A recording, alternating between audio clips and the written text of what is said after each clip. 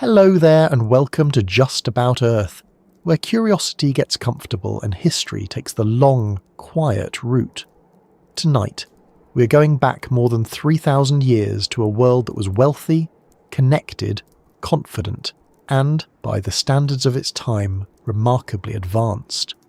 It was a world of kings who wrote to one another across the sea, of merchants hauling copper and tin between distant ports, of palace officials counting grain, oil, chariots, and armour with practised hands, and of cities so well established they must have seemed permanent to the people living in them.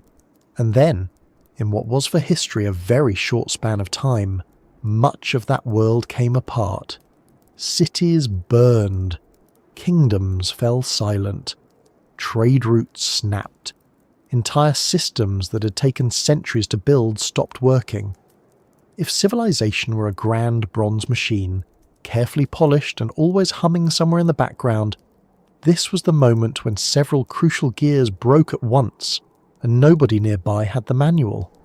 Before we settle into that very old disaster, I'd love to know where you're listening from and what time it is there right now.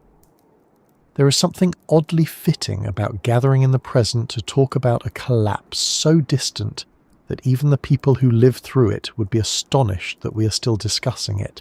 If you find this kind of slow, thoughtful journey soothing or interesting or simply a good companion for the end of the day, do consider liking the video and subscribing. It helps this little corner of calm reach other people who enjoy history told gently, without anyone shouting dates at them like an exam invigilator with a torch. And now, let's ease our way in, because to understand what happened around 1177 BC, we first need to understand what existed before everything began to fail. When many of us hear the phrase ancient civilization, we tend to imagine things as separate and self-contained. Egypt over here, the Hittites over there, Mycenaean Greece doing its own thing across the sea, cities in the Levant carrying on in between, Cyprus glowing quietly with its copper wealth, Mesopotamia occupied with its own old dramas farther east. It is very tidy in the mind. It looks almost like a classroom map with nice boundaries and little labels. But the real world of the Late Bronze Age was not so neatly boxed up. It was connected. Not modern connected, of course. Nobody was checking shipping delays on an app while eating pistachios on a dock. But by the standards of the second millennium BC, this was an impressively interdependent international system. Goods moved, letters moved, specialists moved, ideas moved. Marriages between royal houses were arranged across large distances. Prestige gifts were exchanged. Armies marched.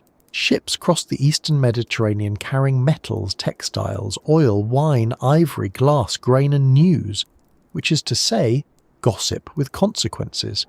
This matters because the mystery of the collapse is not simply that some cities were destroyed. Cities had always risen and fallen. Local disasters were common enough in antiquity. A bad ruler, a failed harvest, a raid from a neighbour, an internal dispute, a plague, a fire in the wrong quarter of town, and suddenly the archaeologists of the future have something to discuss. What makes the events around 1177 BC so striking is the scale of the disruption and the number of major societies affected within a relatively compressed period. It was not one kingdom having a terrible decade. It was a whole region losing stability. Not every place suffered in the same way or at the same speed, but enough of the old order failed that historians still talk about it as one of the great system breakdowns of the ancient world. The question is not merely why one palace burned, but why so many institutions, trade networks and political structures across such a wide area became vulnerable at once, and that is where the mystery begins to sharpen. Because for all our archaeology, all our tablets, all our ruined walls, all our careful excavations and carbon dates and broken storage jars, there is no single neat answer. There is no villain who steps politely onto the historical stage, twirls a moustache and says, "Yes, it was me, I ended the Bronze Age." Historians and archaeologists have spent generations trying to explain what happened, and what they have found is both more frustrating and more interesting than a simple solution. There are signs of warfare. There are signs of fire. There are signs of drought in some regions. There are possible famines. There are earthquakes. There are migrations. There are rebellions. There is evidence that long-distance trade became unstable. There are famous Egyptian records describing attacks by groups often called the Sea Peoples, which sounds dramatic enough to have been invented by a screenwriter on a deadline, but is in fact the term we use for a very real and very debated set of groups who appear in late second millennium records. The trouble is that no single explanation neatly covers every place, every timeline, and every ruin layer. So rather than forcing one answer onto the evidence, it may help to think of the late Bronze Age world as something powerful but fragile. That combination should sound familiar. Complex systems often look strongest just before they show how many hidden dependencies they contain. A palace economy can appear rich and efficient right up until the moment a shipment does not arrive, a harvest fails, a province rebels, or a defensive line is breached. A kingdom can seem secure while relying on diplomats, trade partners, specialist craftsmen, food surpluses, and local elites whose loyalty is steady only in good times. Remove enough supports, and what looked solid starts to wobble.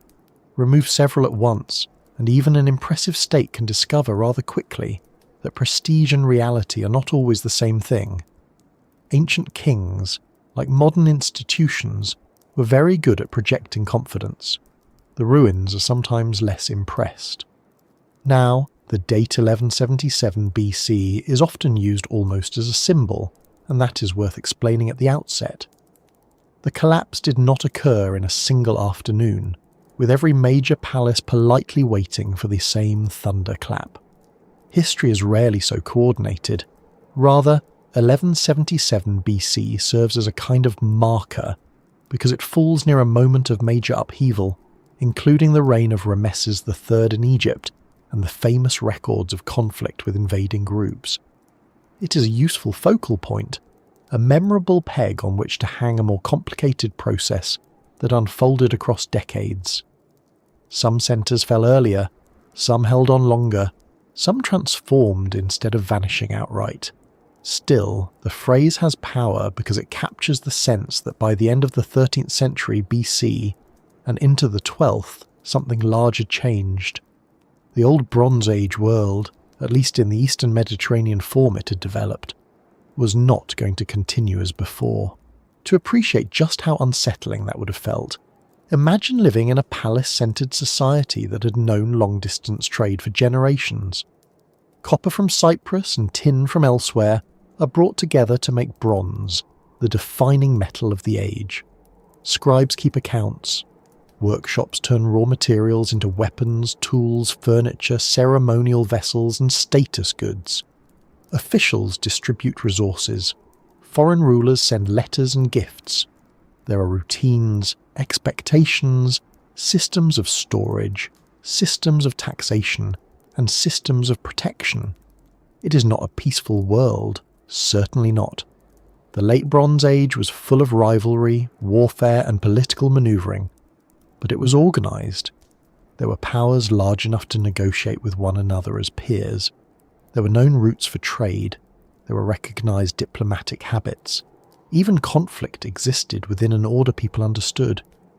Then imagine that the order begins to fail, not in theory, but in the everyday practical way that affects food, security, labour, and trust.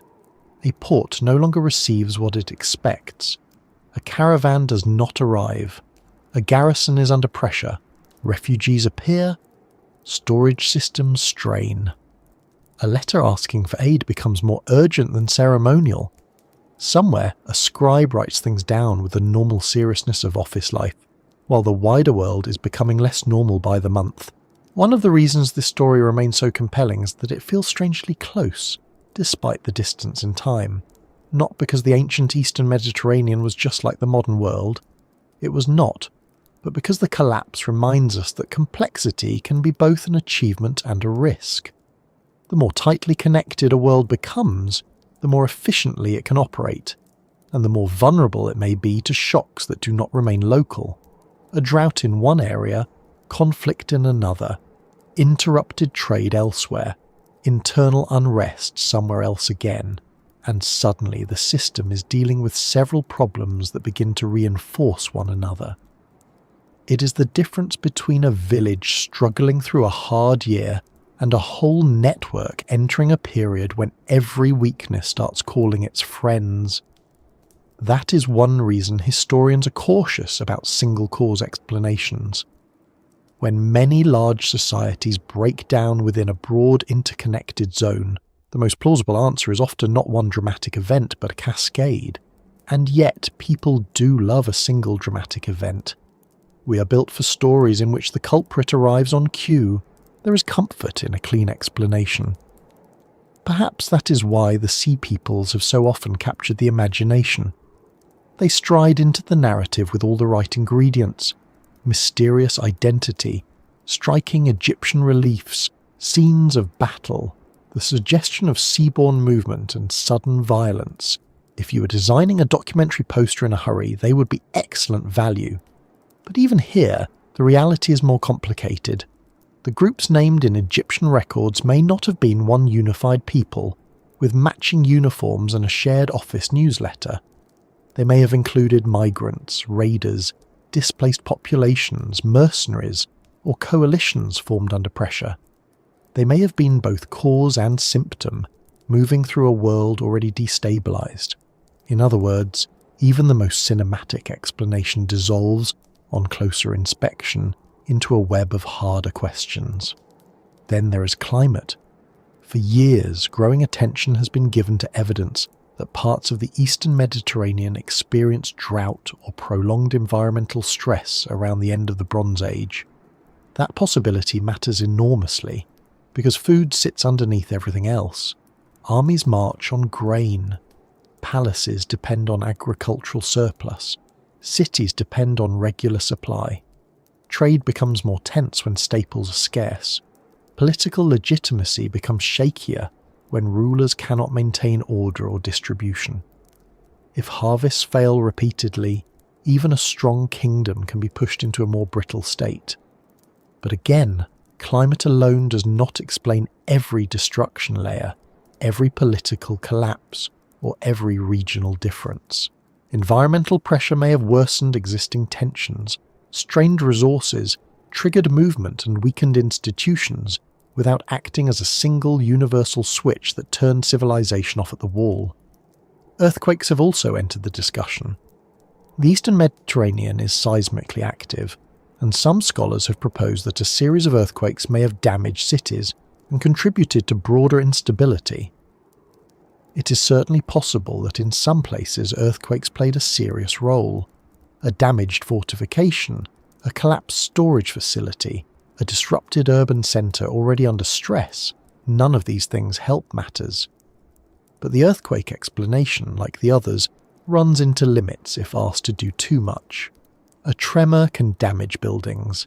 It does not by itself explain why diplomatic networks unravel, why trade systems fail broadly, or why some political centres disappear while others adapt.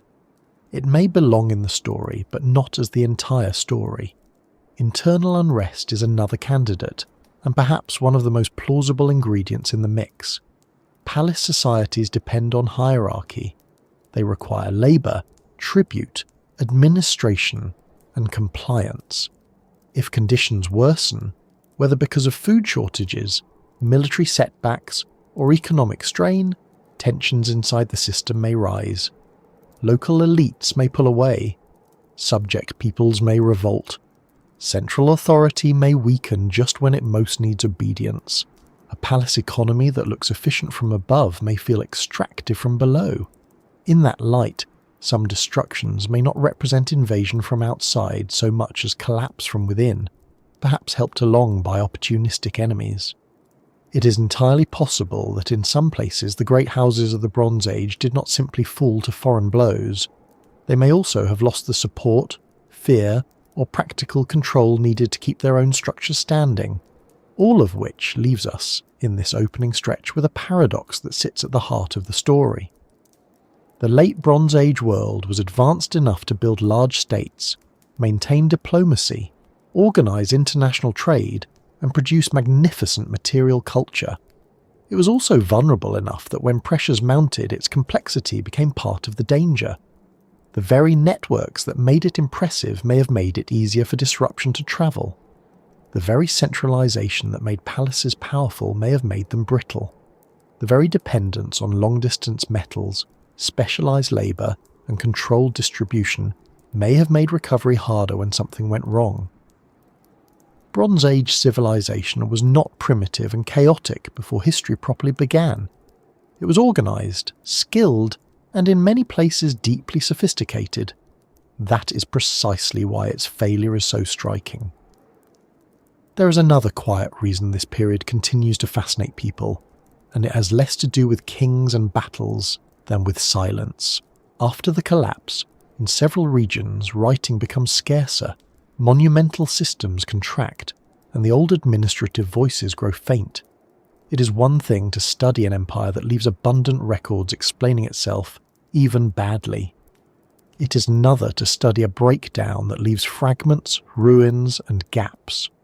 The people of the Late Bronze Age do not hand us a tidy memoir of their own ending. They leave us letters from before the worst, inscriptions from surviving powers, wrecked cities, disrupted trade patterns, changed pottery, abandoned palaces, altered settlement maps, and generations of questions. History does not go dark everywhere, but parts of it become much harder to hear. That silence can be eerie. It can also tempt us into overconfidence. Where the evidence is thin, certainty should be too. So as we move further into this story, it helps to keep two things in mind.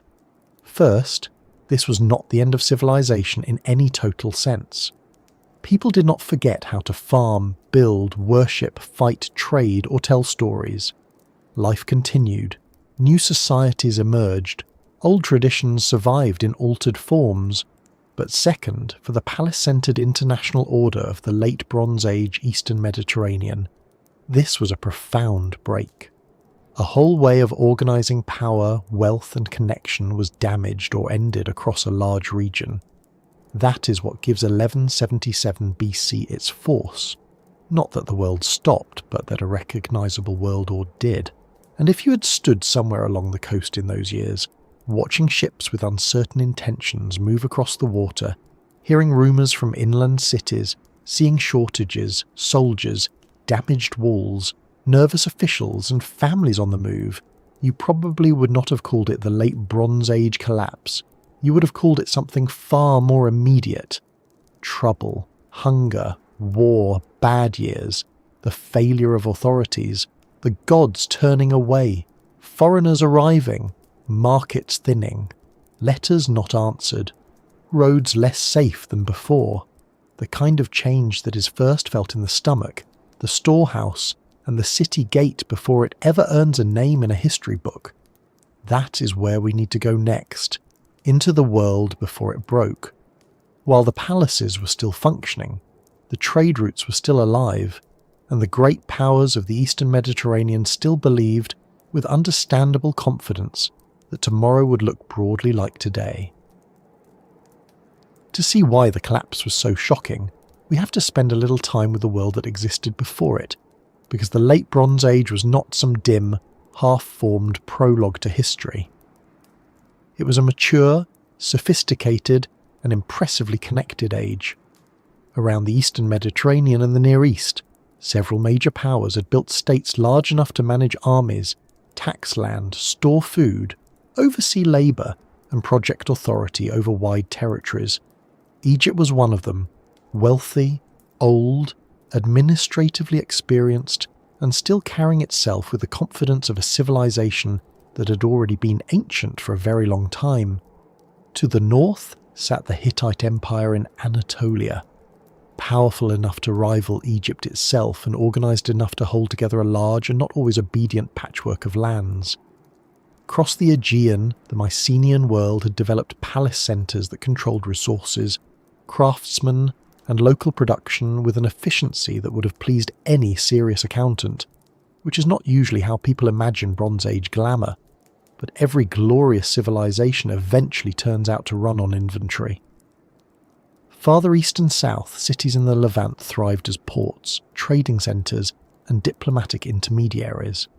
Cyprus held copper, which was not a minor detail in an age called the Bronze Age for a reason. Mesopotamian kingdoms remained part of the wider picture as well, whether as rivals, correspondents, suppliers, or anxious observers. This was a world of courts and storehouses, scribes and soldiers, merchants and messengers, all operating inside systems that had taken generations to build. And what made it brilliant was not only the existence of these powers, but the degree to which they were entangled with one another. This was not a neat arrangement of isolated kingdoms sitting quietly in separate corners, occasionally shouting across a border. It was a network. Goods moved over land and sea with surprising regularity. Diplomatic letters passed between rulers who addressed one another as brothers when things were going well, and in a rather more pointed tone when they were not. Royal marriages linked courts. Prestige objects circulated. Metals, timber, textiles, oils, luxury goods, horses, chariots, ivory, glass, grain, and people all crossed boundaries. The Eastern Mediterranean in that sense was less like a row of sealed boxes and more like a complicated household in which everybody was borrowing something from everybody else and pretending to be entirely self-sufficient. If a king needed a gift suitable for another king, he did not simply rummage around a local market and hope for the best. He was participating in a shared political culture of exchange, status, and expectation. If a palace wanted bronze in quantity, it required copper and tin, and those did not always come from next door. If an elite household wanted fine decorated objects, dyed textiles, carved ivory furniture, or impressive ceremonial vessels, those too often depended on roots and relationships extending far beyond the city walls. That is one of the most important things to understand about this period. The brilliance of the age lay partly in its specialization. Not every region produced everything it needed, and that was acceptable because trade and administration made up the difference. Copper from Cyprus and tin from farther afield could be combined into bronze, the essential alloy of the age, used in weapons, tools, fittings, armour and prestige goods. Timber from one region could be shipped to another, where large building projects demanded it. Grain could move to places suffering shortages. Luxuries passed through multiple hands before reaching palaces that would display them as signs of power and refinement. This sort of system can be enormously productive. It allows regions to do what they do best and exchange the results. It can make elites richer, armies better equipped, and cities more impressive. But as with any complex arrangement, it also means that distance becomes part of daily life. A decision made in one court may affect workshops hundreds of miles away. A failed shipment at one port can unsettle planning in another. A badly timed war can interrupt more than soldiers. It can interrupt supply. At its height, though, this international order worked well enough that it must have seemed not just useful, but normal. If you had arrived in one of the major centres of the late Bronze Age while things were still functioning, you would not have thought you were visiting a fragile world. You would have seen walls, storerooms, workshops, temples, residences, scribal offices, roads, harbours, and all the other practical expressions of organised power. You would have seen evidence of hierarchy everywhere. Palace societies do not usually hide what they think of themselves. The ruler sits at the top, below him officials, administrators, military commanders, priests, craftsmen attached to institutions, labourers, farmers, herders, and the rest of the human machinery that keeps a state fed and defended. In many places, the palace was not simply a royal house in the modern sense. It was an administrative engine. Resources flowed inward as tribute, tax, rent, or obligation, and then flowed outward again in wages, rations, religious offerings, military supply, diplomatic gifts, and building projects. The palace counted, recorded, stored, redistributed, rewarded, and commanded. This is why archaeologists get so excited about clay tablets and storage jars. They are not just objects, they are signs that a bureaucracy was breathing. The Mycenaean palaces of mainland Greece offer a good example of that.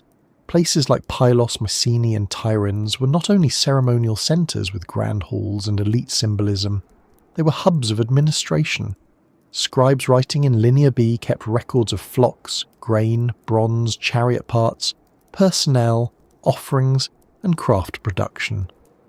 We know this not because the Mycenaeans generously left us a user manual, but because their palace archives were accidentally preserved when fire baked the clay tablets hard enough to survive. There is something very ancient and very familiar in that image, the office records lasting because the building had a catastrophically bad day. These palaces coordinated labour and production in ways that suggest central control over substantial resources. Bronze workers could be supplied with metal, textile production could be monitored, military equipment could be counted, land and obligation could be tracked. This was not a random scattering of villages occasionally producing a nice pot. It was a structured economy tied to elite authority. The Hittite Empire, meanwhile, had built a major state across much of Anatolia and beyond, with its capital at Hattusa serving as a political and administrative centre of considerable scale. The Hittites dealt with vassals, rivals, internal rebellions, border pressures, and all the ordinary inconveniences of empire. They concluded treaties, moved armies, and communicated with other great powers in a diplomatic language of formal equality and sharp memory. Great kings in this world were expected to know their rank, their interests, and who had failed to send an adequate gift last year. The Hittite state was not effortless, and it was certainly not always stable, but it was capable, formidable, and very much part of an established international order. When Egypt and the Hittites fought at Kadesh and later made peace, complete with treaty and dynastic marriage, they were behaving like recognisable great powers. They were not stumbling towards civilization. They were already in it and negotiating its terms. Egypt, of course, was the old giant in the room, though even giants occasionally look over their shoulder. The new kingdom had projected Egyptian power deep into the Levant, drawn wealth from conquest and tribute, and built monumental architecture on a scale that still makes later civilizations look slightly over-enthusiastic about stairs. Egyptian administration, religion, royal ideology, and artistic culture were highly developed. Grain storage, taxation, temple estates, military organization, and scribal practice all underpinned a state with a very long memory of itself. Egypt was rich in agricultural capacity thanks to the Nile, and that gave it advantages many other regions would have envied. But Egypt too was part of the larger Bronze Age system. It imported what it did not have, exchanged gifts with foreign courts, dealt diplomatically with other powers, and responded to pressures beyond its immediate heartland. Even a civilization as old and accomplished as Egypt did not exist in splendid isolation. However much its official inscriptions preferred to present the pharaoh as the centre around which reality itself politely revolved. Then there were the cities of the Levant, which can sometimes get overshadowed in popular retellings because they do not come with the same immediate brand recognition as Egypt or the Hittites, but they were essential. Coastal centres such as Ugarit were plugged into maritime trade and diplomatic exchange in ways that made them vital connectors of the wider system. Ugarit in particular has become famous in part because of its archives, which reveal a literate, commercially active city dealing with kings, merchants, shipments, obligations, and looming threats. Cities like these were not merely passive bystanders wedged between larger empires. They were skilled participants in the Bronze Age economy, often multilingual, commercially adept, and deeply entangled in regional politics. If the great powers were the heavy beams of the system, these city-states were many of the joints and fastenings. They handled exchange, relayed influence, and linked sea routes with inland networks. A world of international trade does not function only because emperors exist. It functions because ports, merchants, sailors, dock workers, caravan operators, scribes, and local authorities keep it moving. Cyprus deserves special attention here because copper was one of the foundations of the age's material life. Bronze, after all, is made from copper and tin, and if you control or supply one of those ingredients, people tend to return your messages. Cypriot copper moved through the networks of the Eastern Mediterranean in substantial quantities. This made the island economically important and strategically relevant. In an age when metal meant weapons, tools, agricultural fittings and elite display, the places that fed metallurgical production mattered enormously. You can almost feel the practical side of Bronze Age diplomacy in that fact. Behind the ceremonious letters and expensive gifts stood an undeniable reality. States needed materials. Prestige is lovely, but bronze spearheads do not emerge from diplomatic poetry alone. And the sea itself was not a barrier in the way people sometimes imagine. The Mediterranean connected as much as it separated. Ships could carry far more bulk than caravans, and maritime movement, though risky, made long-distance exchange possible on a meaningful scale. The famous Uluburun shipwreck, for example, gives us a snapshot of just how wide-ranging Bronze Age cargo could be. Its content suggests trade in copper ingots, tin, glass, ivory, ebony, resins, jewellery, and other goods drawn from different regions. It is almost absurdly helpful to historians the way a lost cargo can become a floating summary of an entire system.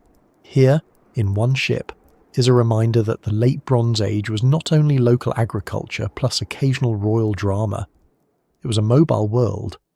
Not mobile in the modern sense of passports and departure lounges, but mobile enough that materials and ideas circulated over impressive distances. A workshop in one region might be using raw materials sourced from another, in a style influenced by a third, for a patron whose political ambitions depended on impressing a fourth. This also meant that cultural life at the elite level could be surprisingly cosmopolitan. Artistic motifs travelled, technologies spread, diplomatic formulas were shared. Writing systems and scribal practices developed in conversation with older traditions and neighbouring influences. To be clear, these societies were not all the same. They had their own languages, gods, institutions and identities. But they were aware of one another. They borrowed, adapted, negotiated, competed, and sometimes imitated. A ruler wanted to look like a proper ruler in a world where rulership already had an international style. A palace wanted goods that signalled both wealth and participation in a larger order. An envoy needed language and etiquette suitable for foreign courts. This is one reason the world before the collapse can feel almost unexpectedly familiar, not because it was modern, but because it had developed a shared high-level culture among elites who were in regular contact, even when that contact involved threats wrapped in courtesy. And for ordinary people, though their lives were certainly more local, the benefits and burdens of this system were still very real. Farmers produced the grain that fed cities, palaces and armies. Herders maintained animals that supplied meat, wool, hides and transport. Craftsmen transformed raw materials into goods demanded by local use and elite consumption. Labourers built walls, roads, ports and monumental structures. Sailors and merchants took risks that allowed luxury and necessity to move between regions. Soldiers defended borders, escorted rulers, and occasionally helped create the very instability that would later become such a problem. The Great Bronze Age order rested on countless lives spent working within its demands. When we speak of flourishing palaces and thriving trade, we're not talking only about kings dining from fine vessels. We're also talking about the many layers of organised effort that made those vessels, transported them, recorded them, taxed them, stored them, and probably argued over who was responsible when one arrived chipped. There is also a tendency, when discussing ancient prosperity, to imagine it as effortless grandeur. But flourishing systems often require constant maintenance. Borders must be guarded, roads and harbours must remain usable, alliances must be managed, vassals must be watched, surpluses must be collected, officials must remain loyal enough to function, scribes must keep records, storehouses must be full enough to matter. The brilliance of the late Bronze Age did not mean permanent stability. It meant that, for a time, institutions were strong enough to hold a lot of moving parts together. Think of it less as a golden still image and more as a balancing act performed with confidence. The performer is skilled, the audience is impressed, the arrangement works, but every plate still has to keep spinning. That balancing act could produce remarkable results: monumental construction, international diplomacy, luxury manufacture, organised warfare, large-scale redistribution, and complex administration all point to societies capable of coordinating people and resources far beyond the village level. This was a world with archives, treaties, diplomatic marriages, standardised goods, specialist craftsmen, and palatial economies. It had enough continuity that generations could grow up inside its routines and assume the larger order would continue. That assumption is one of the quiet keys to the whole story. The more established a system becomes, the more natural it feels to those living within it. Children born into the late Bronze Age international order would not have thought of themselves as inhabiting a fragile historical arrangement, awaiting a dramatic label in a future documentary. They would have thought of themselves as living in the world. Goods came from elsewhere because that is where they came from. Kings exchanged letters because that is what kings did. Palaces stored resources because that is where resources were stored. Trade crossed the sea because seas were crossed. The network was not extraordinary to them. It was normal, and because it was normal, its hidden weaknesses were easier to miss. A tightly organised palace economy can be efficient, but it may also be dependent on central coordination. International trade can enrich many regions, but it can also create reliance on distant partners. Military success can secure influence, but long campaigns strain resources. Elite display can reinforce authority, but it can also conceal stress beneath ceremony. Even abundance can generate dependence. The more accustomed a court becomes to imported materials, the more awkward life gets when those supplies slow down. The more centralised production becomes, the more disruption one fire, one raid, or one failed harvest can cause. None of that means the late Bronze Age was doomed from birth. It means that its strengths and vulnerabilities were growing together, which is usually how history prefers to arrange things. Still, when we linger here before the collapse, what stands out most is not weakness, but accomplishment. This was a world that had learned how to link distant regions into a functioning order. It had learned how to govern on a large scale, how to maintain diplomatic relations between major powers, how to support urban centres, how to organise labour, how to produce highly skilled goods, and how to circulate resources over long distances. It had prestige, memory, technique, and confidence. A merchant arriving at a prosperous port, a scribe unrolling a letter from a foreign court, a bronze worker receiving metal for a commission, a palace official checking storeroom inventories, an envoy bringing gifts from another king, all of them were participating in a system that, at its height, must have looked durable, and perhaps that is the most unsettling part of all. Collapses are easier to imagine when the world beforehand seems crude or disorderly. The late Bronze Age was neither. It was polished enough to feel secure, which means that when we move from this broad view into the everyday mechanisms of that world, into the palaces, merchants, ships, correspondence, and carefully managed exchanges that tied these societies together, we are not stepping away from the mystery. We are stepping closer to it. Because once a civilization becomes this connected, once copper from one island, grain from one valley, timber from one coast, and authority from one palace all depend on one another behaving more or less as expected, the question is no longer just how rich the world was, it is how many things had to keep working for that richness to continue. That is where the palaces enter the story properly, because the late Bronze Age did not hold itself together by goodwill and nice scenery alone. It was organised through institutions, and few institutions mattered more than the palace. When we hear the word palace, it is easy to think first of ceremony, decorated halls, painted walls, elaborate thrones, and a ruler being announced by someone with excellent posture. All of that existed, of course, but the palace in this period was far more than a fancy residence for people who enjoyed expensive cups. In many parts of the Eastern Mediterranean, it was the nerve centre of the state. It was warehouse, tax office, archive, workshop coordinator, ration distributor, command post, diplomatic hub, and political symbol all at once. If a Bronze Age kingdom had a central processing unit, this was usually it. A functioning palace economy depended on constant movement. Grain had to come in from surrounding lands. Oil, wine, wool and livestock had to be counted. Craft specialists had to be supplied with materials and assigned work. Weapons and armour had to be produced or maintained. Chariots had to be provisioned. Religious offerings had to be organised. Messengers had to be received. Officials had to record what arrived, what left, who owed what, and who had been given what. This was not glamorous every minute of the day, but then neither is any serious government. The glamour of power usually rests on a great deal of counting. Somewhere behind every king in a gold-decorated chair there is a tired administrator trying to find out why 19 jars have been delivered when the inventory clearly expected 20.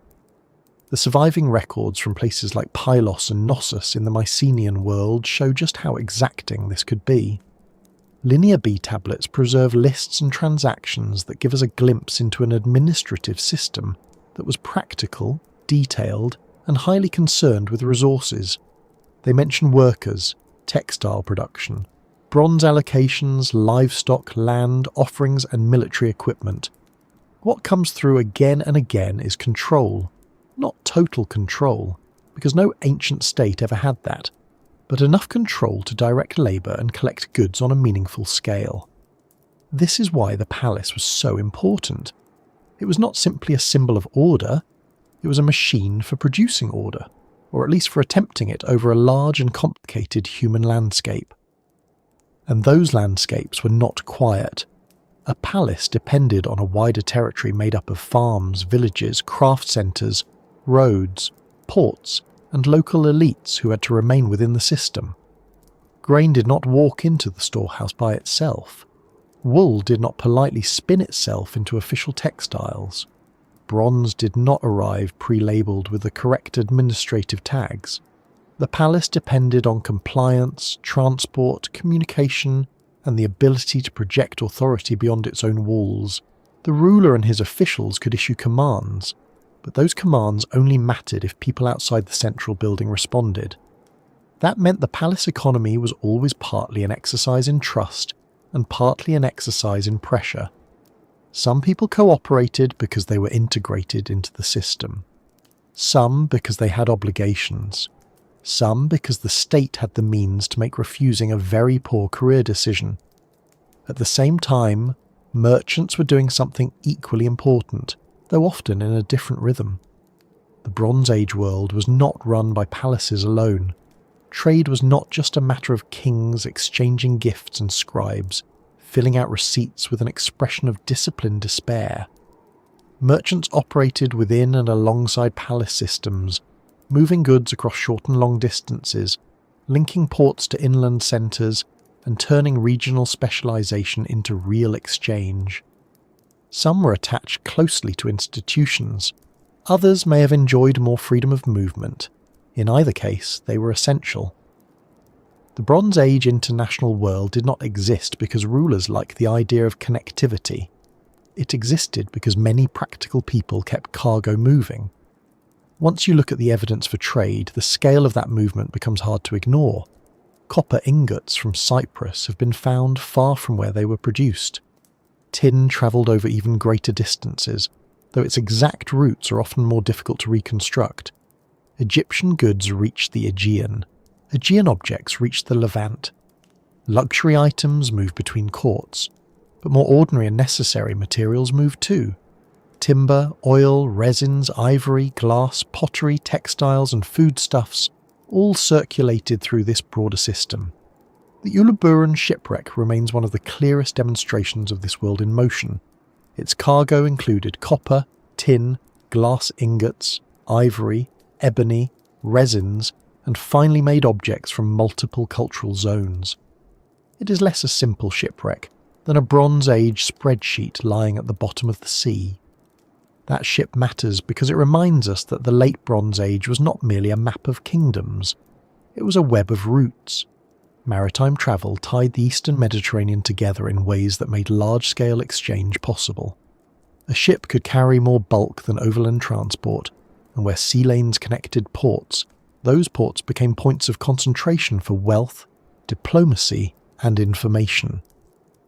Goods arrived, news arrived, foreigners arrived. Sometimes trouble arrived too, but in prosperous times the advantages were obvious. A port city that sat on an active route was not peripheral. It was central in a different way. It was a hinge between regions, and when many hinges are functioning, a civilization can open far beyond its own immediate territory. This is one reason Ugarit has become so important to historians of the period. It was not the largest empire in the world, nor the most famous in modern public memory, but it was extraordinarily well positioned within the late Bronze Age network. Its archives reveal a city deeply involved in trade, administration, diplomacy, and the practical concerns of a connected age. Letters and records from Ugarit show a society that knew how to do business across boundaries. This was a place where local rule and international dependence met on the same shoreline. If a cargo was delayed, if a political crisis unfolded nearby, if ships appeared with uncertain loyalties, a place like Ugarit would feel the shock quickly. That is the nature of being connected. It brings opportunity first and vulnerability later, usually while people are still congratulating themselves on the opportunity. Royal correspondence from the wider region tells much the same story from above. The Amarna letters, earlier than the final collapse but still invaluable for understanding the diplomatic culture of the age, show rulers writing to one another with a mix of ceremony, bargaining, complaint, and strategic politeness. They ask for gold, discuss marriages, confirm alliances, and occasionally sound like they are trying very hard not to say what they really think in case a scribe records it forever. The tone can be formal, but the underlying reality is clear. These powers were in contact. They expected exchange. They relied on communication. They understood that their interests were entangled, even when their ambitions were not. There was also a recognizable hierarchy in this international system. Not every ruler was equal, and not every city negotiated from the same position. Great kings treated one another as peers, at least in theory, while smaller states maneuvered carefully among stronger neighbours. Vassal rulers had obligations upward. Major powers extracted tribute, demanded loyalty, and intervened when local arrangements no longer suited them. Yet even this hierarchy tells us how structured the world had become. A smaller kingdom did not exist in a vacuum. It existed in relation to larger forces, trade expectations, military realities, and diplomatic patterns that extended far beyond its own boundaries. The first great international world was not a peaceful federation of mutual admiration. It was a system. That is the more important point. And like most systems, it depended on predictability. A palace could plan only if it had reasonable expectations about what would arrive, what could be demanded, and what routes remained open. Merchants could profit only if ports stayed active, roads remained usable, and political violence did not become too random. Great kings could project authority only if their subordinates still believed that authority would hold. Even luxury culture depended on this predictability. Elite demand for carved ivories, fine glass, decorated weapons, dyed textiles, and imported prestige goods was not just decorative taste. It was evidence that workshops, supply chains, and exchange networks were functioning well enough to support non-essential brilliance. A society making beautiful inlaid furniture is often also a society whose grain records are for the moment under control. If you had walked through a major palace centre at the height of this world, the signs of that order would have been all around you. There would be storage rooms full of jars and goods awaiting distribution or use. There would be administrative spaces where scribes recorded deliveries and obligations. There would be workshops attached to or overseen by elite institutions. There would be guards, attendants, officials and messengers.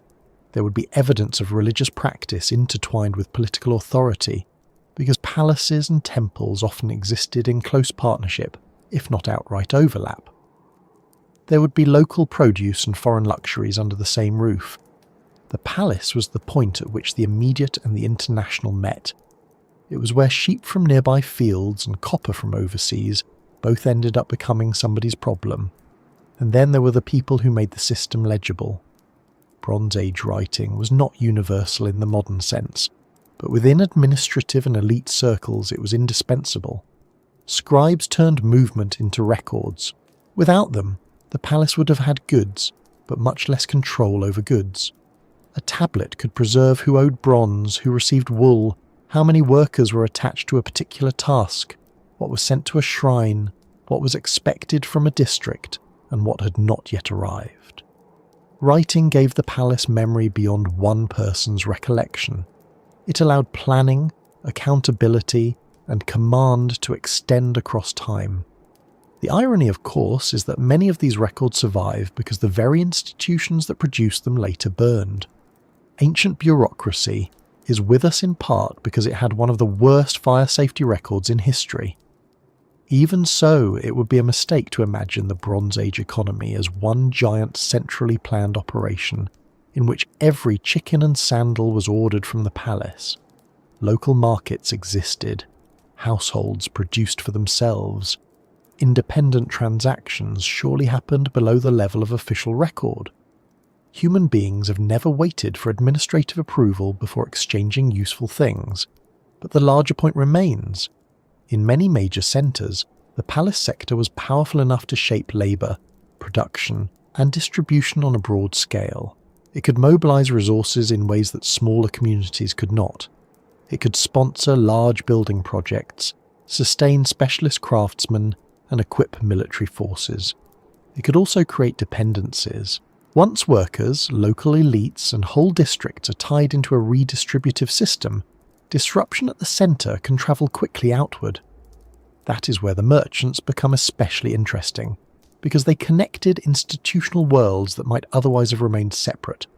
A port official, a palace storehouse manager, a ship captain, a Levantine intermediary, a Cypriot supplier, an inland caravan operator, and a Mycenaean recipient could all be linked by one chain of exchange. Not necessarily directly, and not always peacefully, but linked nonetheless. Goods moving between regions required knowledge. Someone had to know where to load, when to sail, what to trade, what to declare, whom to bribe, which harbour was safe, and which local ruler was currently offended. Trade networks are never only about material objects. They are also about information. In a world without instant communication, practical knowledge was a form of power. A capable merchant or maritime operator was not merely transporting cargo, he was navigating political geography. And that is one reason the Eastern Mediterranean in this period deserves to be called an international world without embarrassment. The term can sound too modern at first, but the features are there. There were multiple states in sustained contact. There were formal diplomatic norms. There were long-distance supply chains. There were zones of competition and cooperation. There were cosmopolitan ports. There were shared elite practices. There were dependencies crossing political borders. None of this requires passports, airports, or a disappointing conference buffet to count as international. What matters is structured interaction across separate powers, and the Late Bronze Age had plenty of that. The scale of military organisation also fits into this picture. Armies did not simply exist to fight occasional battles. They protected routes, enforced authority, extracted tribute, and projected influence into contested areas. Chariot warfare, elite military equipment, fortifications, and the movement of trained forces all depended on economic depth. Horses must be bred and maintained. Vehicles must be built. Armour must be produced. Specialists must be fed. An army is a financial document in motion, and the Late Bronze Age states fielded forces that revealed just how substantial their resource base could be. A strong palace did not just store food and host ceremonies, it converted stored wealth into political leverage and military capacity. Yet for all this complexity, daily life inside the system may not always have felt dramatic to the people maintaining it. A dock worker unloading cargo, a scribe tallying jars, a textile worker fulfilling obligations, a farmer sending part of a harvest onward, none of them necessarily woke each morning announcing they were participants in the first great international world. They were just doing what their society required. That is another reason collapses can be so startling. Most systems are lived from the inside as routine. They become visible as systems only when they stop working. When routes are open, the ship's arrival is ordinary. When routes fail, the absence of the ship becomes history. It is worth pausing over that because the international order of the Late Bronze Age was not impressive only because it existed. It was impressive because it kept existing. Year after year, enough goods moved, enough messages arrived, enough rulers cooperated or intimidated effectively, and enough local arrangements held together that this broad network remained viable. A merchant could assume that there were ports worth sailing to. A palace could assume that certain materials would continue to circulate. A ruler could assume that letters sent abroad might still matter. Those assumptions are signs of confidence, but they are also signs of dependence. The smoother the network runs, the more heavily people begin to lean on it. This did not make the world weak in any simple sense. It made it efficient, wealthy, and highly developed by the standards of its age.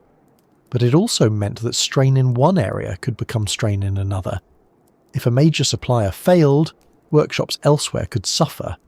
If a port was attacked, inland plans could be disrupted. If political unrest cut across a route, the consequences could travel. If a kingdom was too busy defending itself to honour obligations, other powers would notice. In a looser world, shocks remain local more often. In a connected world, they have more opportunities to multiply.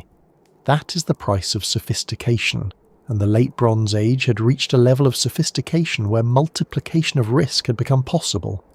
So when people describe this period as a flourishing age of palaces, merchants, and international exchange, that is not romantic exaggeration. It is a straightforward description of a world that had learned to coordinate across distance. It had courts that spoke to one another, states that depended on managed territories, ports that handled foreign goods, and traders who linked producers with consumers across sea and land. It had records, contracts, obligations, and enough continuity for all of this to feel established. It was not a fragile sketch. It was a working system, one with impressive range and considerable confidence. Which is exactly why the next stage of the story feels so unnerving, because once you have a world that depends on cargoes arriving, messages being answered, and palaces continuing to function, you are only a few broken assumptions away from discovering how much of civilization rests on things that usually happen on time. And then, quite suddenly by the standards of history, the paperwork began to sound nervous. This is one of the more unsettling features of the Late Bronze Age collapse. For a while, the world does not announce its breakdown with one single grand scene. It does something more believable and, in a way, more disturbing. It starts leaving anxious records. Letters become strained. Requests become urgent. Systems that once seemed routine begin to sound uncertain. If the palace world had long depended on communication, deliveries, obligations and response times, then one of the clearest signs of trouble is not only that cities were eventually destroyed, but that before some of them disappeared, people were still writing to each other and trying to keep things going. That detail matters. Collapse often looks dramatic in hindsight, with maps changing colour and ruined walls catching the eye, but from the inside it can look like correspondence. A ruler asks for aid. An official reports danger. Someone waits for a shipment. Someone else asks why it has not arrived. A garrison is mentioned. A fleet is mentioned. There is still a structure in place, at least enough of one to produce messages, and then the messages stop. That is why 1177 BC has such force as a historical marker, not because every important place fell in the same calendar year, and not because ancient people were all glancing at a shared wall planner and agreeing that the Bronze Age had had a respectable run. It matters because it sits near a moment when the old international order was clearly under severe pressure, and because some of the evidence from this period gives us a rare, human-scale glimpse of a system failing, while its participants are still trying to behave as though the right letter sent to the right person might solve the problem. This is where the archives of places like Ugarit become so haunting. Ugarit was a prosperous coastal city deeply embedded in the trade and diplomatic networks of the Eastern Mediterranean. It had scribes, merchants, official correspondence, and all the practical signs of belonging to a connected world. And in the final phase of its life as a flourishing late Bronze Age city, its records begin to sound like a place discovering that the network it relies on is no longer dependable. There is something especially vivid about a city near the end still functioning administratively. The scribes are still writing. The officials are still naming ships, forces, obligations, and requests. Nobody in those final moments is speaking in the calm, retrospective voice of a modern history documentary. They are speaking in the language of immediate need. This king is away. Those troops are elsewhere. Enemy ships have appeared. Assistance is requested. These are not philosophical reflections on the fragility of complex systems. They are practical statements from people who would very much like the complex system to start functioning properly again. One reason the surviving letters are so memorable is that they show us a society caught in transition from order to emergency. The routines have not entirely vanished, but they are being used under pressure. The form remains. The confidence is thinning. When historians talk about the year the letters stopped coming, the phrase works because it captures both a literal and symbolic change. Literally, written correspondence from some places ceases because the institutions producing it cease or are destroyed. Symbolically, it marks the breakdown of a world held together by communication. In an international order, letters are not ornamental. They are part of governance. They confirm alliances, report movements, coordinate defence, arrange trade, and negotiate obligations. A palace world cannot function well in silence. If one city no longer receives messages from another, that can mean delay, confusion, abandonment, or worse. A shipment can be late for innocent reasons. A reply can be postponed. But when disruptions multiply, silence becomes a form of evidence. Not all gaps in the record are meaningful, of course. Ancient survival is uneven, and archaeology is not a perfect vacuum cleaner for lost centuries.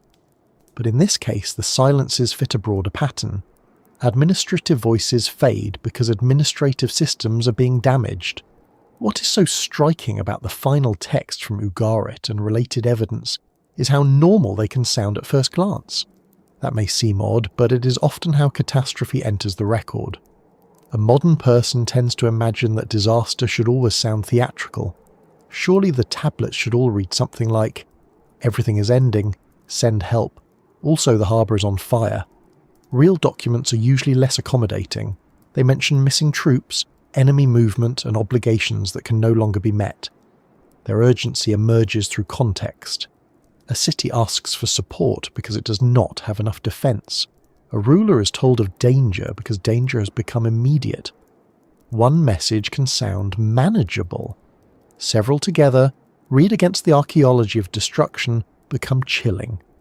They suggest a world in which the institutions of response were still expected to exist, but were increasingly unable to cope. There is also an important emotional quality here, even if the documents themselves are formal. We are looking at people who still assume that messages matter. That assumption tells us a great deal. It tells us that this was not yet complete chaos. Communication was still part of the way the world was meant to work. A ruler under threat still wrote to another authority because help from that authority remained thinkable. A city still referred to ships, troops, and political relationships because those categories had not yet disappeared. In that sense, the final letters preserve the moment before a network admits. If networks can admit anything, that it is no longer reliable. It is like hearing someone continue a polite phone conversation while smoke begins to come under the door. The politeness is not absurd. It is part of how systems behave right up to the point where they can no longer behave that way. Ugarit is often placed near the centre of this moment because it left behind such valuable evidence, but it was not alone in facing destabilisation. Across the eastern Mediterranean, signs of strain were appearing in different forms. Some centres show destruction by fire, some show abandonment or contraction, some reveal interrupted trade, some suggest military pressure or internal disorder. The value of Ugarit lies partly in the fact that it allows us to hear the crisis as well as see it. Ruins tell us that something happened. Letters tell us that people were trying to manage it. Together they produce one of the clearest windows into what systemic breakdown feels like from inside. Not immediate oblivion, but failing coordination. And that failing coordination is perhaps the real subject of 1177 BC. We often focus on dramatic agents because they are easier to picture. Raiders, invaders, foreign fleets, rebellious populations, drought, earthquake, famine. All of those may belong in the story, and several almost certainly do. But the deeper problem seems to be that the mechanisms which once absorbed shocks were no longer doing so. If enemy ships appeared off one coast, perhaps a stronger system could have repelled them. If a harvest failed in one area, perhaps a richer and more flexible system could have redistributed grain. If one city came under pressure, perhaps nearby powers could once have sent troops in time. The disturbing feature of this period is that more than one pressure may have been operating at once, and the system's ability to respond had weakened. That is when letters become more than documents. They become symptoms. Take, for instance, the basic question of where the troops were. In some late correspondence, forces appear to be absent, committed elsewhere, or not available when needed. That alone suggests a world stretched thin. A kingdom can survive danger on one frontier if it is not also managing shortages, political tension, shipping disruption, or broader military movement. But if ships threatening the coast arrive while the army is away, the confidence built into palace administration starts to look alarmingly optimistic. A palace can count weapons in a storeroom with great dignity. It is rather less impressive if the men meant to use them are somewhere else entirely. This is the sort of detail that helps explain why collapse may have happened quickly in some places. It was not necessarily that every enemy was overwhelming. Sometimes it may have been enough that the wrong threat arrived at the wrong moment in a world already losing its balance. Then there is the famous question of the Sea Peoples, who hover around this period like one of history's most persistent and argumentative labels.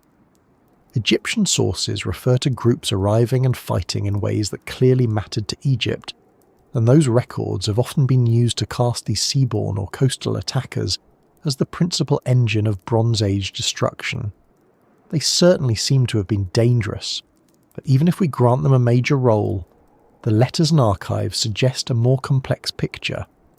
If coastal cities were already anxious, if authorities were writing for aid, if troops were unavailable, if trade and diplomatic systems were strained, then the appearance of hostile groups may have been devastating not only because of who those groups were, but because of the condition of the world they were entering. A stable system can survive attacks. A brittle one may not. The same fleet that would once have been contained can become catastrophic if the responses that used to exist are now delayed, divided, or exhausted. This is why 1177 BC is often better understood not as a single blow, but as the point where multiple lines of weakness became impossible to ignore. Letters are helpful here because they reveal sequence and expectation. A city under pressure still expects someone to answer. A ruler still believes that allied or subordinate forces can be mobilized. A request for grain or military aid still assumes the existence of capacity somewhere else. These are the assumptions of an interconnected age. When the answers do not come, or come too late, the collapse reveals itself as a failure of relationships as much as a failure of walls. A fortification can burn in one night. A network fails more quietly, one unanswered need at a time. Imagine being an official in one of these cities during those years. You know the administrative habits of the palace. You know where reports are sent. You know what help should in principle be available.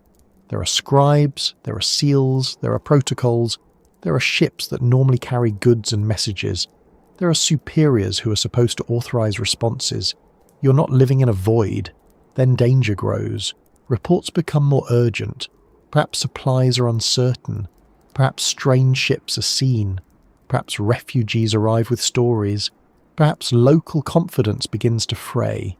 You write because writing is what states do. You ask because that is how connected systems function. You wait because waiting is built into communication over distance. And somewhere between writing and waiting, history changes shape. No answer, no aid, no rescue in time.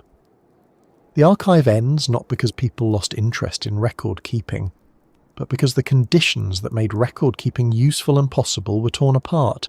There is another unsettling aspect to this period, and that is the possibility that some of the letters were arriving in a world already more damaged than their authors fully understood. News in the Bronze Age moved at human speed. Even a reasonably efficient network was slow compared with the speed of actual crisis. A ruler could write under the assumption that a neighbouring power remained capable, while that neighbouring power was itself struggling or collapsing. One city might ask another for help, not knowing that the other city had just lost ships, granaries, or internal stability. This is one of the hidden dangers of interconnected systems under stress. They rely on the assumption that the nodes still exist in their known form. When several begin to fail at once, communication itself becomes a record of outdated confidence. A plea for support can cross the sea toward a place no longer able to support anyone. The wider importance of these final letters, then, is not just that they are dramatic. It is that they show the Bronze Age world still trying to act like the Bronze Age world. The paperwork continues, the offices continue, the language of authority continues, even as the reality underneath starts to break. That makes the end of the system feel less like a mythical disaster and more like a recognisably human one. Institutions often persist in form after their capacity has been reduced. People continue writing reports because reports are how emergencies are supposed to be handled. Orders continue to be issued because order is still the official language of power. Someone somewhere remains convinced that if the proper message reaches the proper official, the machine might yet lurch back into life. This is not foolishness. It is what organised societies do. They trust their procedures until procedures stop working. And then, in several places, the archaeological record takes over from the written one. Burn layers, ruined buildings, abandoned quarters, interrupted imports, administrative archives cut short. At Ugarit, the city was destroyed and not rebuilt in the old way. In other regions, palace centres disappeared or were reduced. The letters that once tied these places into an international world no longer came because the structures that sent and received them had fallen silent. The silence was not literary, it was institutional. It meant ships were no longer docking in the expected pattern, scribes were no longer preserving routine transactions, rulers were no longer corresponding as before, and the palace order had ceased to coordinate the world around it. That is why the phrase stays with people. The letters stopped coming because the world that needed them was ending. One can almost feel the change in historical texture after this point. Before, there is correspondence, administration, visible connection.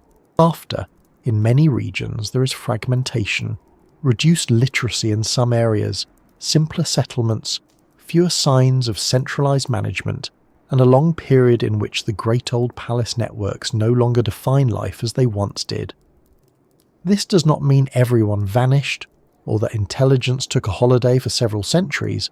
It means the institutional density thinned out. The things that made the late Bronze Age so legible to itself became scarcer. History becomes harder to hear not because humans became less human, but because the old systems of recording and coordinating were broken. So 1177 BC stands as a useful point of focus because it lets us watch a sophisticated world slide from communication to silence. Not instantly, and not everywhere in exactly the same way, but clearly enough that the pattern remains one of the most compelling in ancient history. A network of palaces, ports and powers that had functioned for generations began to lose the ability to answer its own emergencies. The rulers still had titles, the scribes still had tablets, the ports still had water and keys and nervous men staring at the horizon. But a system is not preserved by titles, tablets and seawater alone. It survives by response, and once response begins to fail, once letters travel farther than help does, once request and rescue drift apart, collapse is no longer a theory. It is underway, which leaves us standing on that uneasy edge where the records thin and the fires begin. Because when the messages no longer bring order back into the world, the next evidence we tend to find is not another letter. It is a city that has burned. And in a number of places that is exactly what we find. Not simply decline in the abstract, not a vague sense that standards slipped and somebody important looked disappointed in a formal letter, but fire. Burn layers in the ground, blackened beams, collapsed walls, storage rooms filled with shattered jars, palaces that had once counted goods and directed labour ending their long careers as furnaces. It is one thing to describe collapse through missing correspondence and strained diplomacy. It is another to stand, even imaginatively, inside a city that has begun to burn and understand that the system is now failing in the oldest and most visible way possible. Fire is a powerful kind of evidence. It is dramatic, yes, but also practical. When archaeologists uncover a destruction layer, they are not dealing with metaphor. They are dealing with a real event or series of events that brought heat, chaos, and abrupt interruption into a living settlement. Burned mud brick can change colour. Roof beams collapse. Pottery breaks where it fell. Objects remain where people left them, or where they could not return to retrieve them. In palace archives, clay tablets that might otherwise have dissolved are accidentally fired hard by the blaze and survive precisely because everything around them went catastrophically wrong. It is one of history's grimmer ironies that we often know most about administrative systems at the exact moment those systems were being destroyed. By the end of the Late Bronze Age, destruction appears at a number of major sites across the eastern Mediterranean and Near East. Ugarit was destroyed. Hattusa, the Hittite capital, was abandoned and ruined. Mycenaean palace centres in Greece suffered destruction or severe disruption. In parts of the Levant cities show violent ends. Cyprus also experienced upheaval. The details vary, and that variation matters. Not every site burned in the same year. Not every place suffered the same cause. Not every city that declined did so in a firestorm. Some were abandoned, some shrank, some were rebuilt differently, some survived in altered form. Even so, when you widen the view, the pattern remains deeply unsettling. Around the end of the 13th century BC and into the 12th, many of the places that had anchored the Old World either burned, fell, weakened dramatically, or disappeared from their former role. For a civilization built on confidence and continuity, that is a very large amount of discontinuity all at once. And one must be careful here, because fire can tempt us into overconfidence. A burned city looks like a straightforward clue. Surely if a city burned, someone attacked it. Sometimes, yes. But not always in the simple storybook sense. Fires can follow siege, raid, rebellion, civil unrest, accident or abandonment. A palace may be torched by invaders, by internal enemies, or by those leaving it. A city under severe strain may suffer fire as the final act of a crisis that began elsewhere, in hunger, political failure, or military overextension. So when we say the cities began to burn, we are naming the visible climax of a process whose causes may already have been gathering for years. The flames are often the part that archaeology can show most clearly. They are not always the beginning of the trouble. Still, it is difficult to overstate how shocking this would have been for those living through it. A palace city was not a disposable thing. These were centres of authority, storage, religion, craft, production and memory. They had walls, officials, routines and reputations.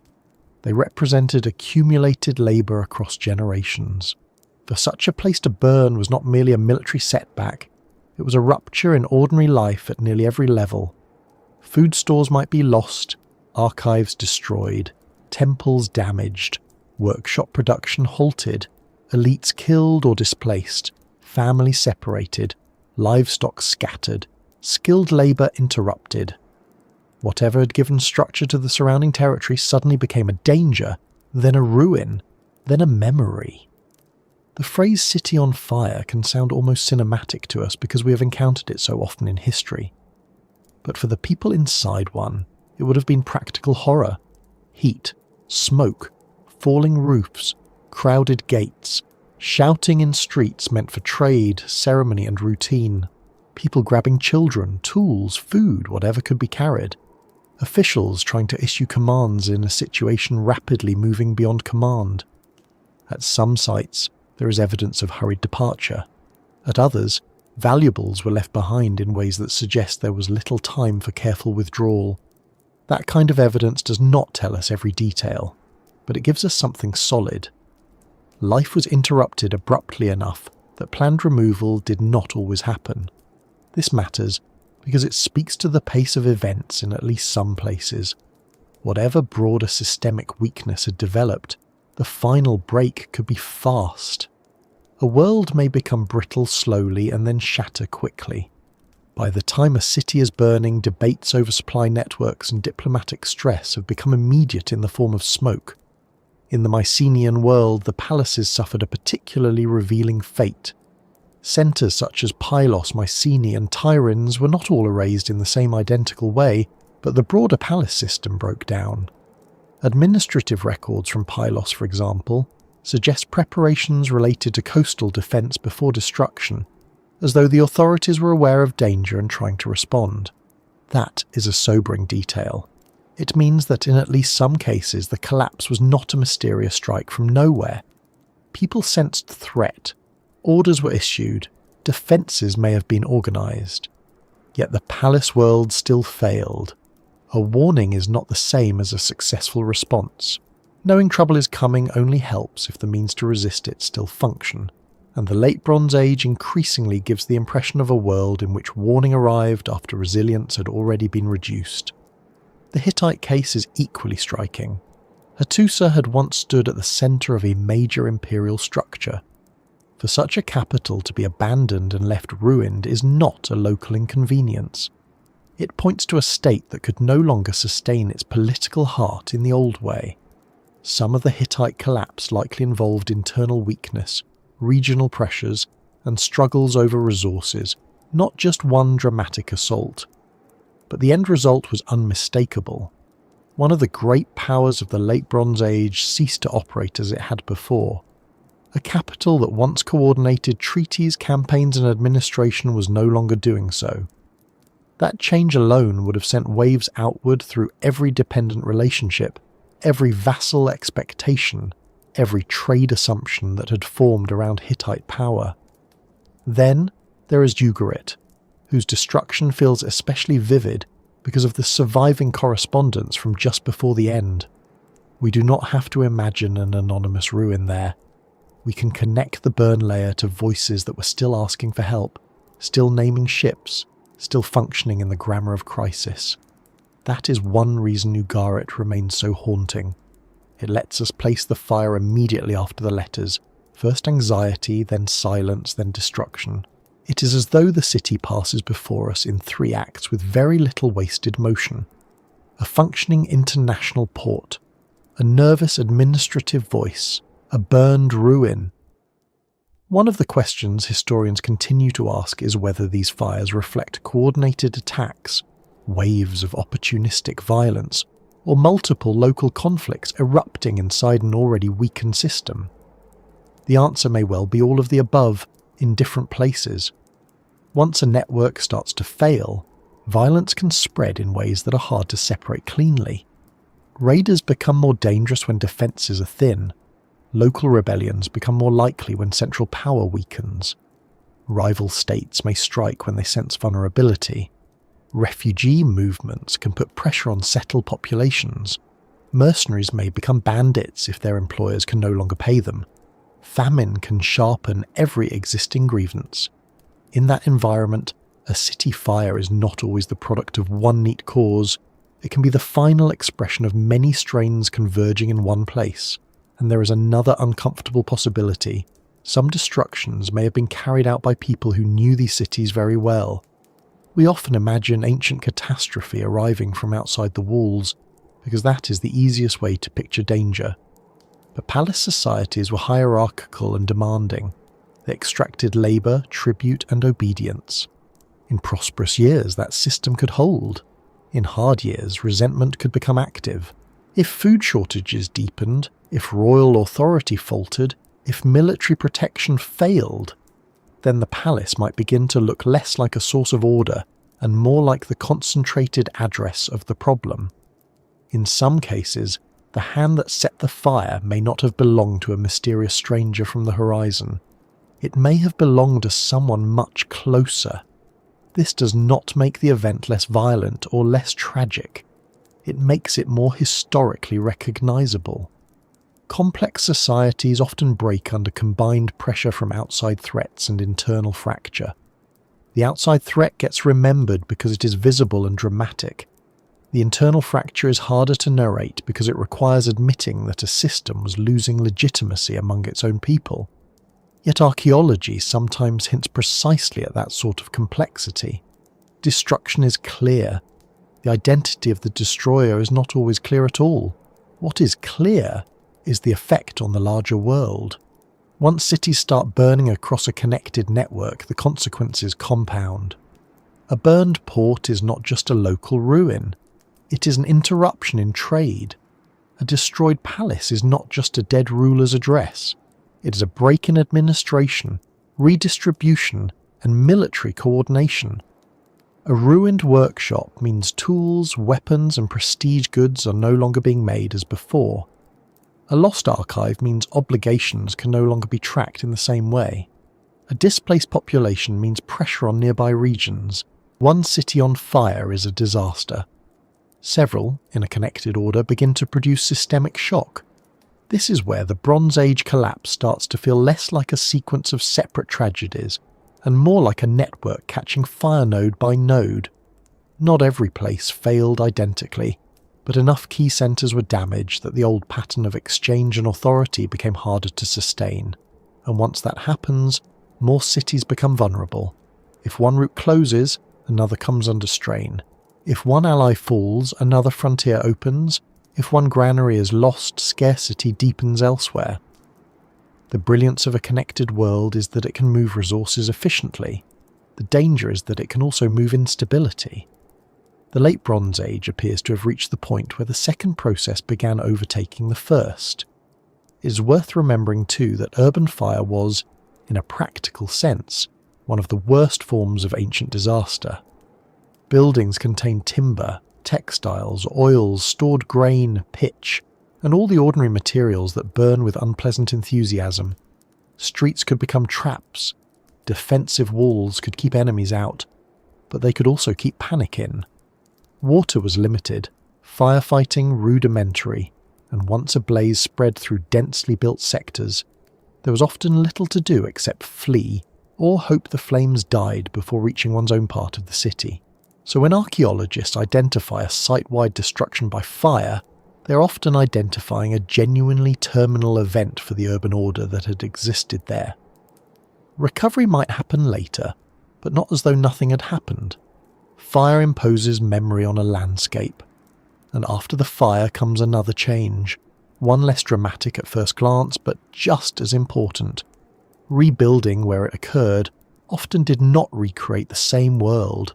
A palace might not return, writing might diminish, population might shrink, settlement might shift to different locations or smaller centres. The old elite order, with its storerooms, archives, official workshops, and foreign correspondence, might not be restored. This is how a civilization tells you it has not simply suffered damage, it has changed structure. The ruins of the late Bronze Age are not only evidence of violence, they are evidence that in many places the institutional form of life was altered afterward. That is why the image of burning cities carries so much weight. It captures the visible moment when a long-maintained order becomes physically unsustainable, yet it also risks making the collapse seem simpler than it was. Fire is easy to see and easy to dramatize. The harder task is understanding why these societies were so vulnerable to burning in the first place. Why were the defences inadequate? Why was aid delayed or absent? Why did trade not cushion shortages? Why did central authority fail to recover? Why did some places not rebuild in the old style? The flames are undeniable, but the real historical puzzle lies in the conditions that made the flames consequential on such a scale. And standing just beyond those flames, always half visible in the story and never entirely settled, are the groups that later sources present as attackers arriving by land and sea, moving through a weakening world and leaving behind one of the most argued over labels in ancient history. And there they are at last, or at least the people history has decided to gather under that name, the Sea Peoples. Few labels in ancient history have done more work with less certainty. The phrase sounds wonderfully dramatic. It has movement, danger, mystery, and just enough vagueness to make every documentary producer sit up a little straighter. But like many dramatic labels, it hides as much as it reveals. The Sea Peoples were not necessarily one people, not necessarily united, and not necessarily defined only by the sea. What we really have are Egyptian records from the closing years of the Bronze Age that describe attacks and movements involving several named groups, some arriving by sea, some by land, some apparently with families, carts, and all the practical signs of migration rather than a simple raiding party. Later historians, needing a term that would fit on a page without causing immediate despair, grouped them together. And so the Sea Peoples entered the story. The most famous evidence comes from Egypt, especially the inscriptions and reliefs of Rameses III at Medinet Habu, where scenes of battle show Egyptian forces confronting enemies in both land and naval engagements. Earlier, during the reign of Merneptah, there are also references to hostile groups associated with conflict in the Western Delta.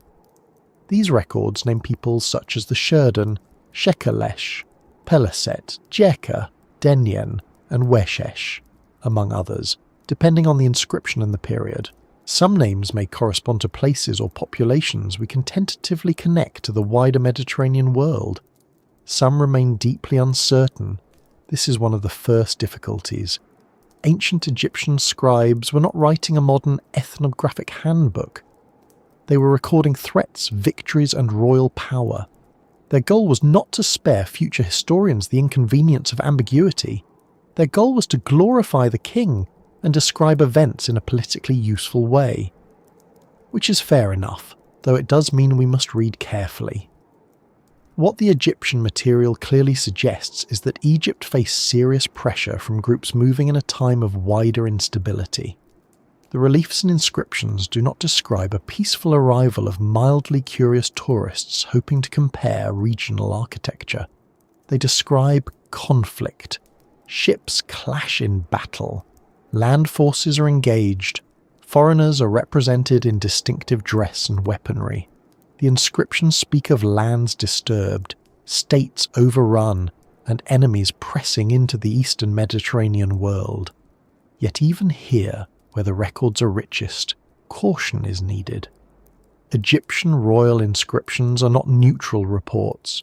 They are statements of triumph. They exaggerate. They compress. They arrange events into a pattern that highlights the pharaoh's ability to save order from chaos. That does not make them false, but it does make them selective. They tell us danger was real. They do not always tell us exactly what kind of danger it was in the tidy analytical way modern readers would prefer. And the imagery itself adds another layer of complexity. In some scenes associated with these groups, we see not only warriors, but ox carts, women, and children. That is a striking detail. It suggests that at least some of the movement involved not merely raiding bands descending for plunder, but populations on the move, carrying households with them. Once that possibility enters the picture, the sea peoples begin to look less like a single invading army and more like the visible edge of a larger regional upheaval.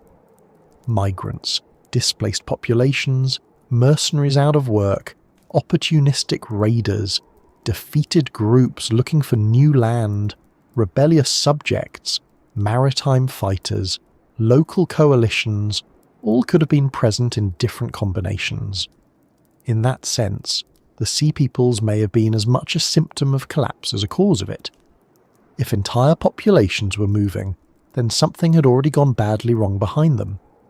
That is one of the central problems with the old simple story.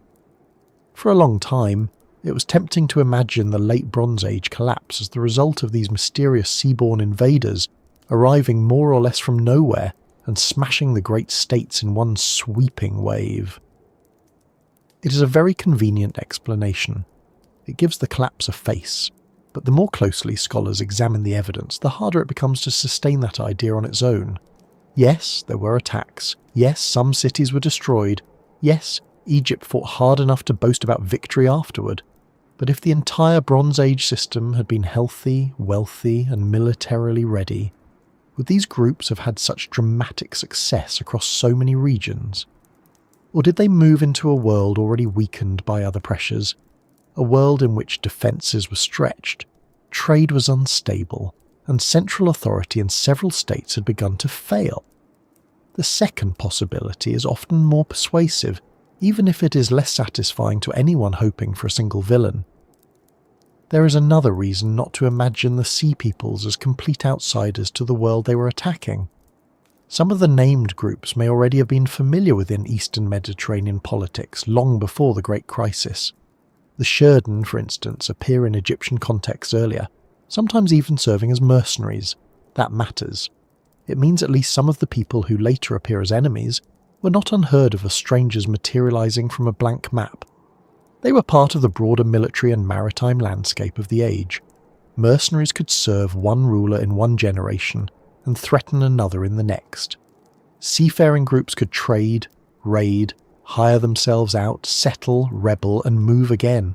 The late Bronze Age Mediterranean was not populated by neat national categories waiting to be colour-coded. It was a human landscape of shifting loyalties, practical alliances, and people who understood very well where wealth and weakness were located. Once you think about it that way, the figures on the horizon begin to look less mysterious in one sense, and more mysterious in another. Less mysterious, because we no longer need to imagine a single lost civilization erupting into history. More mysterious because the real situation may have involved many communities moving at once for different reasons. Some may have come from the Aegean, some perhaps from Anatolia, some from coastal Levantine or Cypriot contexts. Some names have prompted suggestions linking them to later peoples or known regions, but those links are debated and often uncertain. The Peliset are frequently associated with the Philistines of the southern Levant, though that too requires careful handling. The Dinian have been compared with groups known from other traditions, including sometimes the Dununs of Greek memory, but that remains contested. The temptation to solve every ancient name as though history were a crossword puzzle should generally be resisted. Ancient labels move around, sounds change, and certainty is not improved by confidence alone. What is clearer is the setting in which these groups appear. They emerge in a period when cities are burning, correspondence is desperate, and old powers are under strain. The Hittite Empire is collapsing, Ugarit is destroyed, Mycenaean palace centres are failing, Cyprus is turbulent, Egypt itself is fighting hard to hold its ground. Seen in that context, the Sea Peoples are best understood not as a bolt from the blue, but as participants in a much larger regional crisis. Some attacked, some migrated, some settled. Some may have done all three in different stages. Once the old international order weakened, movement became easier, more tempting and more dangerous. Coastal defences might fail, ports might become prizes, refugee streams might destabilise receiving areas.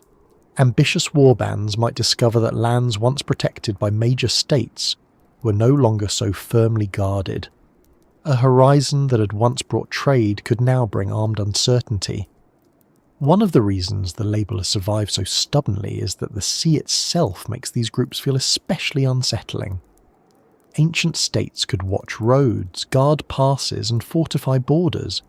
The sea was a different kind of approach. It connected, but it also exposed. Ships could arrive with goods, envoys, and letters, or with armed men who had decided that your harbour looked vulnerable. In a prosperous age, maritime movement enriched the eastern Mediterranean. In a crisis, it multiplied threat. Coastal cities that had thrived because they were linked to sea routes now faced the possibility that those same routes would deliver attackers, migrants, or both. There is something especially unnerving about danger appearing first as dark shapes on the water. A frontier on land can at least be pointed to. A horizon is less cooperative, and Egypt's response shows that the danger was taken seriously.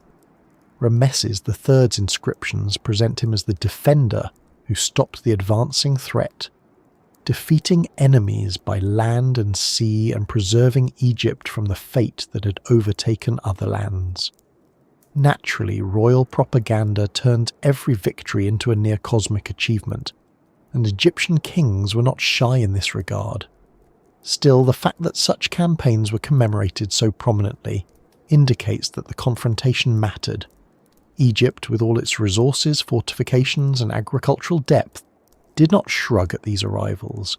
It fought them. It staged defences. It recorded the victory in relief and inscription, because surviving such a moment was politically useful precisely because the moment was dangerous. Yet Egypt also survived where others did not, at least in recognisable state form, and that difference is revealing. If the sea peoples alone were the universal explanation, we might expect a simpler pattern of destruction.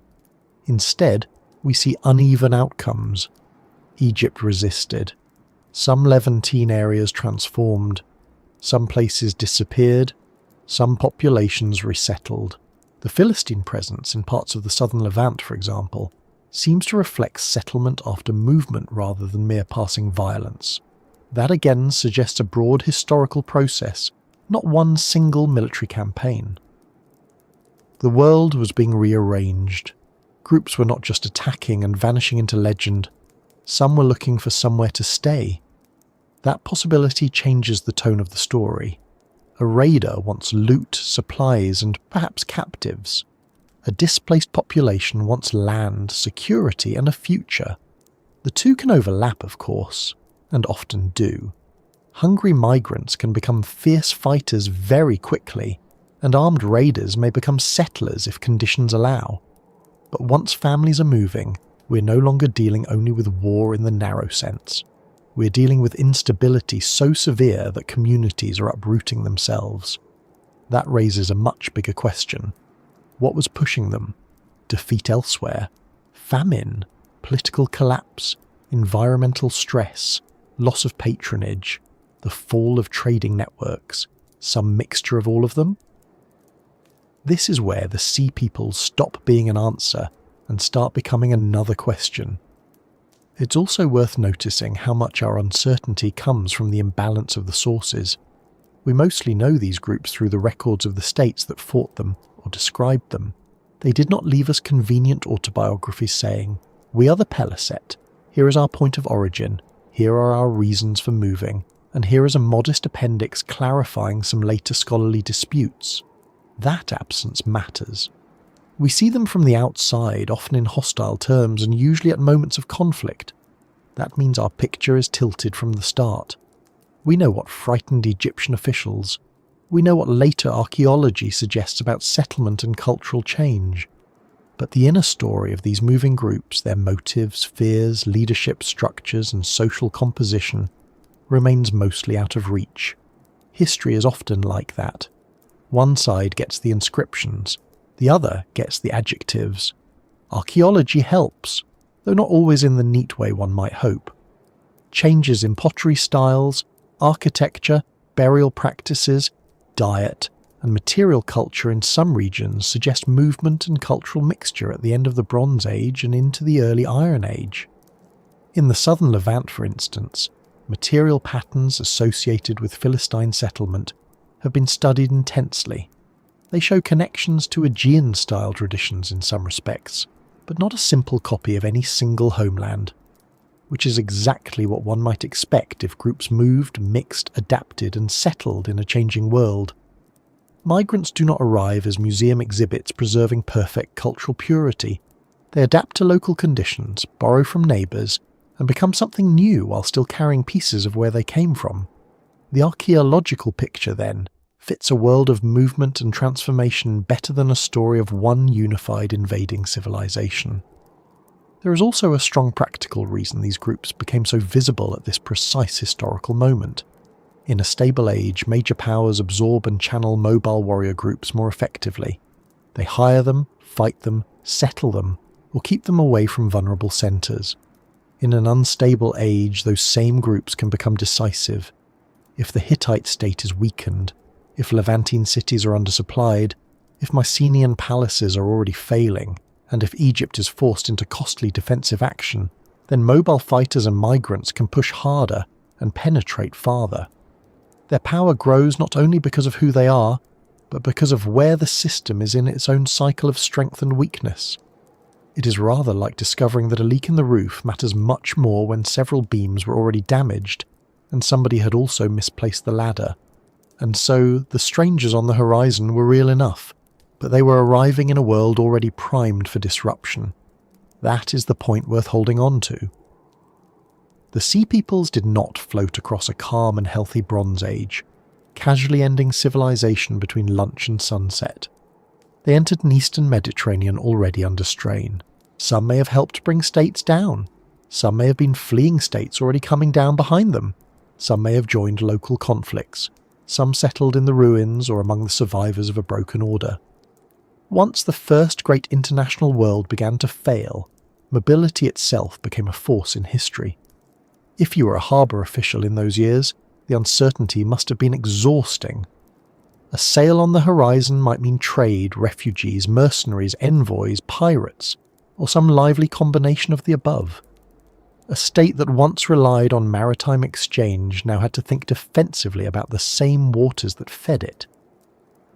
Coastal watch became more than routine. Every arrival carried political weight. Every unfamiliar group could be a warning. This is perhaps the real contribution of the Sea Peoples to the story. They represent the moment when movement across the Mediterranean stopped feeling like the lifeblood of the old world and started feeling like one of the ways that world was being unmade. Even the Egyptian boast of victory has a certain defensive quality when read in context. Ramesses III claimed success, and Egypt did indeed survive the immediate threat, but the wider Bronze Age order did not snap back into place afterward. The great palace world was still ending. Trade patterns changed, powers vanished, literacy shrank in some regions, settlement maps shifted. The old diplomatic network did not simply resume with a relieved smile and a new filing system. Whatever Egypt achieved militarily, it was fighting to survive the transition, not restoring the previous age. The Sea Peoples, then, belong not just to the story of war, but to the story of historical transition. They stand at the edge between one world and another, visible because they moved when the structures around them were failing. And once you begin to see them in that broader frame, another possibility becomes harder to ignore. Maybe the people arriving by ship and cart were not only destroyers, but also evidence that the eastern Mediterranean had entered a period of scarcity severe enough to send whole populations searching for stability elsewhere. If that is true, then behind the battles, behind the reliefs, behind the famous name and all its uncertainty, there may have been a more ordinary and more relentless pressure building for years, bad harvests, failing rains, and a sky that had stopped cooperating with the kingdoms below it. There is a practical reason drought has become such a major part of this story. Most ancient states can survive a bad season. Some can survive two.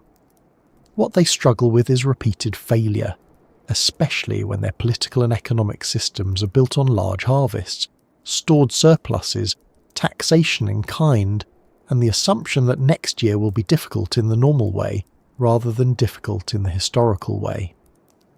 The Eastern Mediterranean and Near East at the end of the Bronze Age were full of societies that depended on organised agriculture at scale.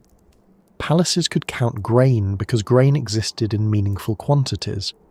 Armies could be fed because farmers, herders, millers, transport workers, and storehouse officials were all doing their jobs within a functioning cycle. The moment rainfall weakens seriously over several years, that whole cycle becomes less generous and more nervous. And nervous systems, whether human or political, are rarely at their best when the pantry starts to look philosophical. That is why scholars have spent so much time examining climate evidence for the period around 1200 BC.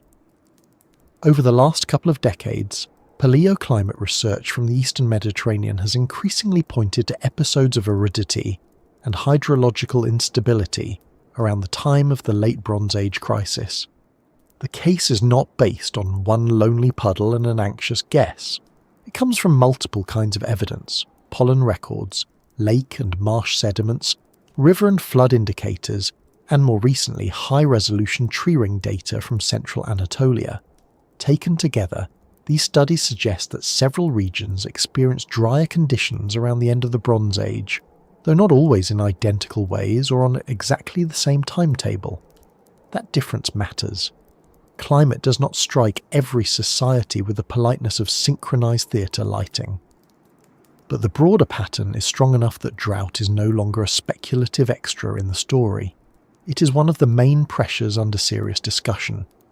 A particularly important development came from a 2023 nature study on central Anatolia, the heartland of the Hittite world. Using juniper tree ring widths and stable carbon isotope data from timbers near Gordian, researchers identified a severe multi-year drought centred around approximately 1198 to 1196 BC, with a wider 12-year period from 1198 to 1187 BC showing repeated dry years. That does not prove that one dry spell single-handedly brought down the Hittite Empire.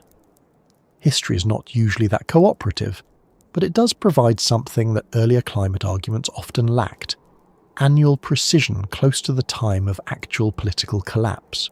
The authors explicitly note that previous scholarship had long suggested drought and grain shortage, but what had been missing was evidence for a historically transformative, multi-year, severe drought at just the right moment. This new data did not settle everything, but it moved the conversation from general suspicion to something much sharper. And once that evidence is placed beside written texts from the late Hittite world, the picture becomes harder to ignore. Several 13th century BC texts refer to grain shortages or famine in Hittite lands, and related evidence points to supply problems and rising grain stress. The broader review by Knapp and Manning notes that late documents from Hittite, Ugaritic, Akkadian, and Egyptian contexts refer to shipments of grain, requests for grain, and language suggesting serious scarcity. One Hittite queen wrote to Rameses II saying there was no grain in her lands. Meneptah later claimed to have shipped grain to keep the land of Hatti alive. Other texts mention grain being sent to Ugarit itself, and still others refer to there being no grain left in Ugarit, or to famine in the land. To read these texts one after another is to hear an international system trying to keep itself fed by moving food over long distances in the middle of rising instability. That is not a sign of comfortable abundance. That is triage with seals attached. There is something especially revealing about that dependence on imported grain. A strong Bronze Age state could store and redistribute food, but only if the underlying agricultural system was still producing enough of it. If repeated drought hit central Anatolia, for example, the Hittite state would have faced a very specific kind of pressure. It still needed to feed officials, military personnel, dependents, labour forces and urban populations. It still needed to reassure vassals and hold frontiers. It still needed to function as an empire. Yet a run of poor harvests would weaken its tax base, reduce available surplus, raise prices, and force grain to move under increasingly urgent conditions. What looks in a tablet like an administrative request can therefore represent a very deep problem. Once grain becomes a matter of life or death, as one Ugaritic royal letter puts it, the smooth dignity of palace administration starts to look a little thinner than advertised. The stress was not confined to Anatolia. Research on Cyprus and the Levant has argued for broader hydrological instability around the same period, with evidence of decreased precipitation in Syria, lower Dead Sea levels, reduced Nile floods, and minima in the Tigris and Euphrates discharges. The 2013 PLOS One study framed the Late Bronze Age crisis in terms of climate-driven famine interacting with warfare and migration, while later reviews summarised a wider body of evidence pointing toward a dry event associated with the so-called 3.2 kiloyear climate event. That does not mean every field from Greece to Mesopotamia dried out identically under one giant regional curse. It means the eastern Mediterranean world may have been hit by overlapping water stress, serious enough to damage agriculture in several linked regions, and because those regions were linked, the failure of one agricultural zone could quickly become the problem of another. In a palace world, hunger travels faster than one might hope. Egypt is an especially interesting case here because it reminds us that drought was not a simple equal opportunity destroyer. Egypt had the Nile, and that gave it an agricultural resilience many others lacked. Even so, studies cited in climate research for this period include evidence of reduced Nile floods around the Late Bronze Age crisis. In practical terms, that matters because the Nile flood was not just a scenic annual event to be admired from a respectful distance. It was the foundation of Egyptian agricultural predictability.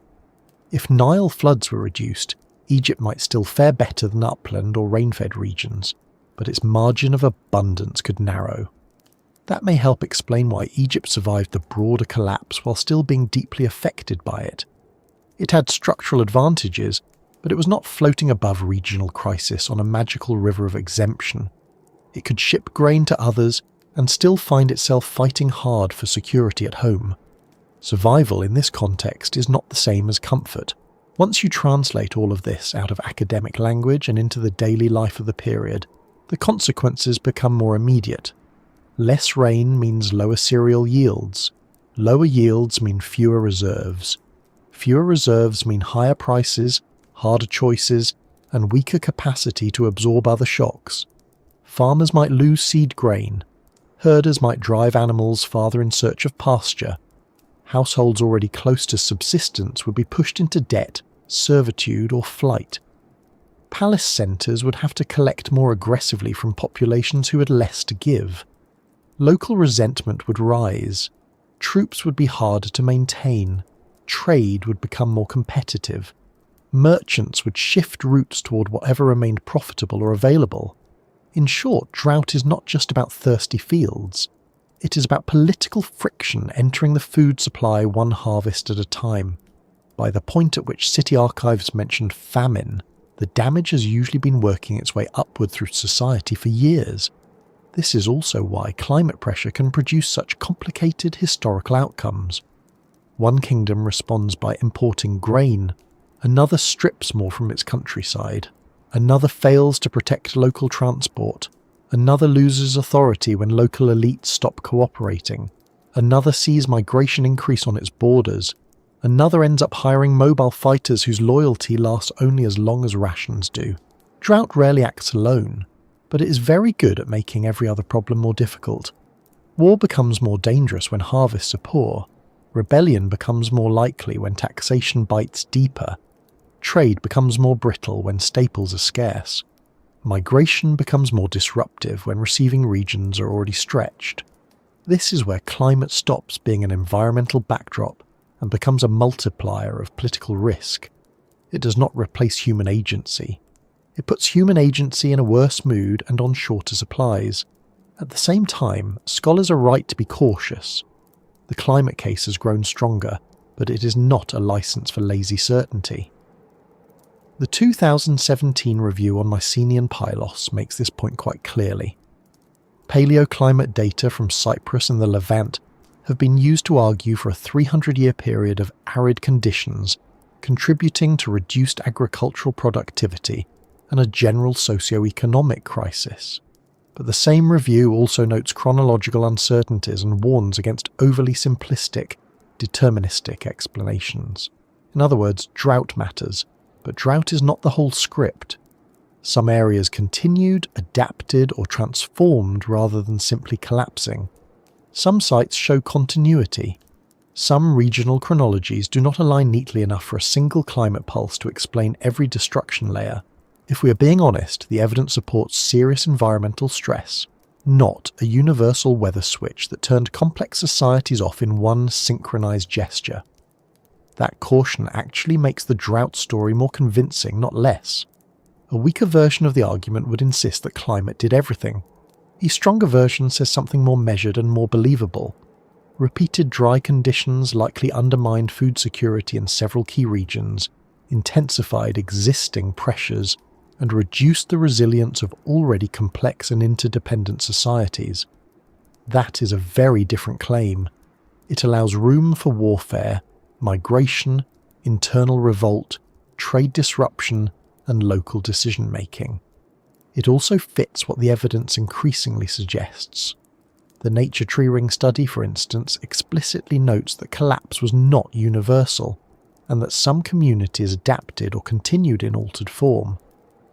Even in the Hittite world, smaller successor states and certain sites survived the political end of the empire, so the sky did not betray everyone in exactly the same way.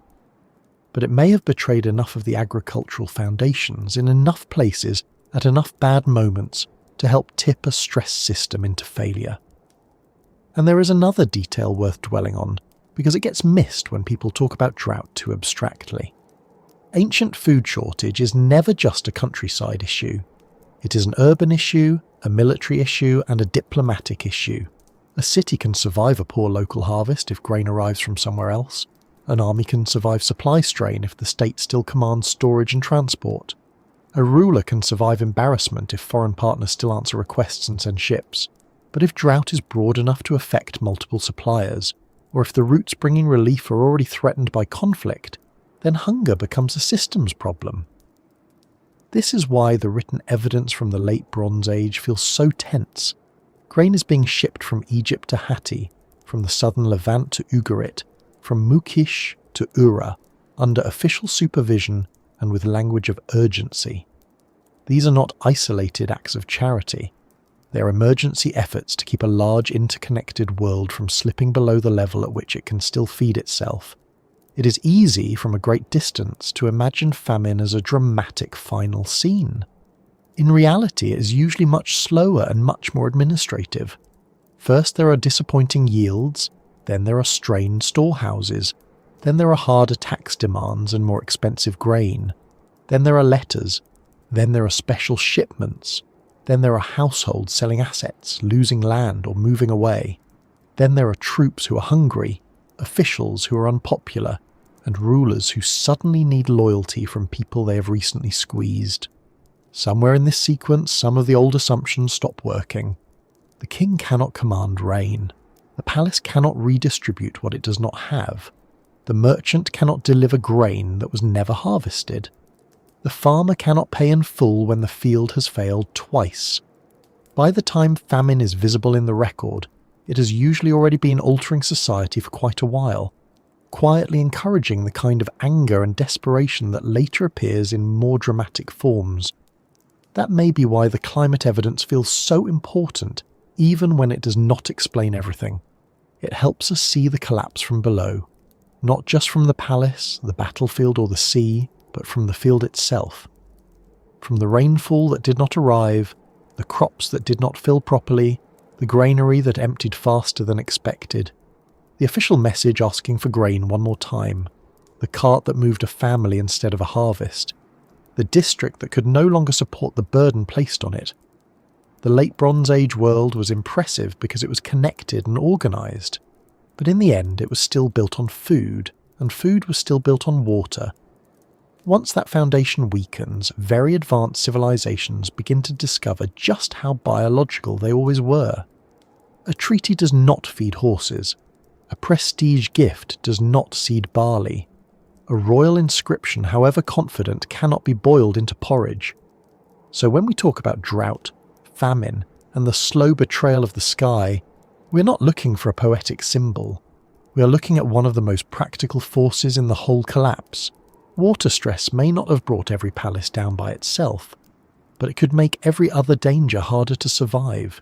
It could weaken states before invasion, sharpen unrest before rebellion, and turn ordinary bad governance into catastrophe. It could help explain why some rulers were begging for grain, why systems that once looked confident began sounding strained, and why movement of peoples may have accelerated across the region.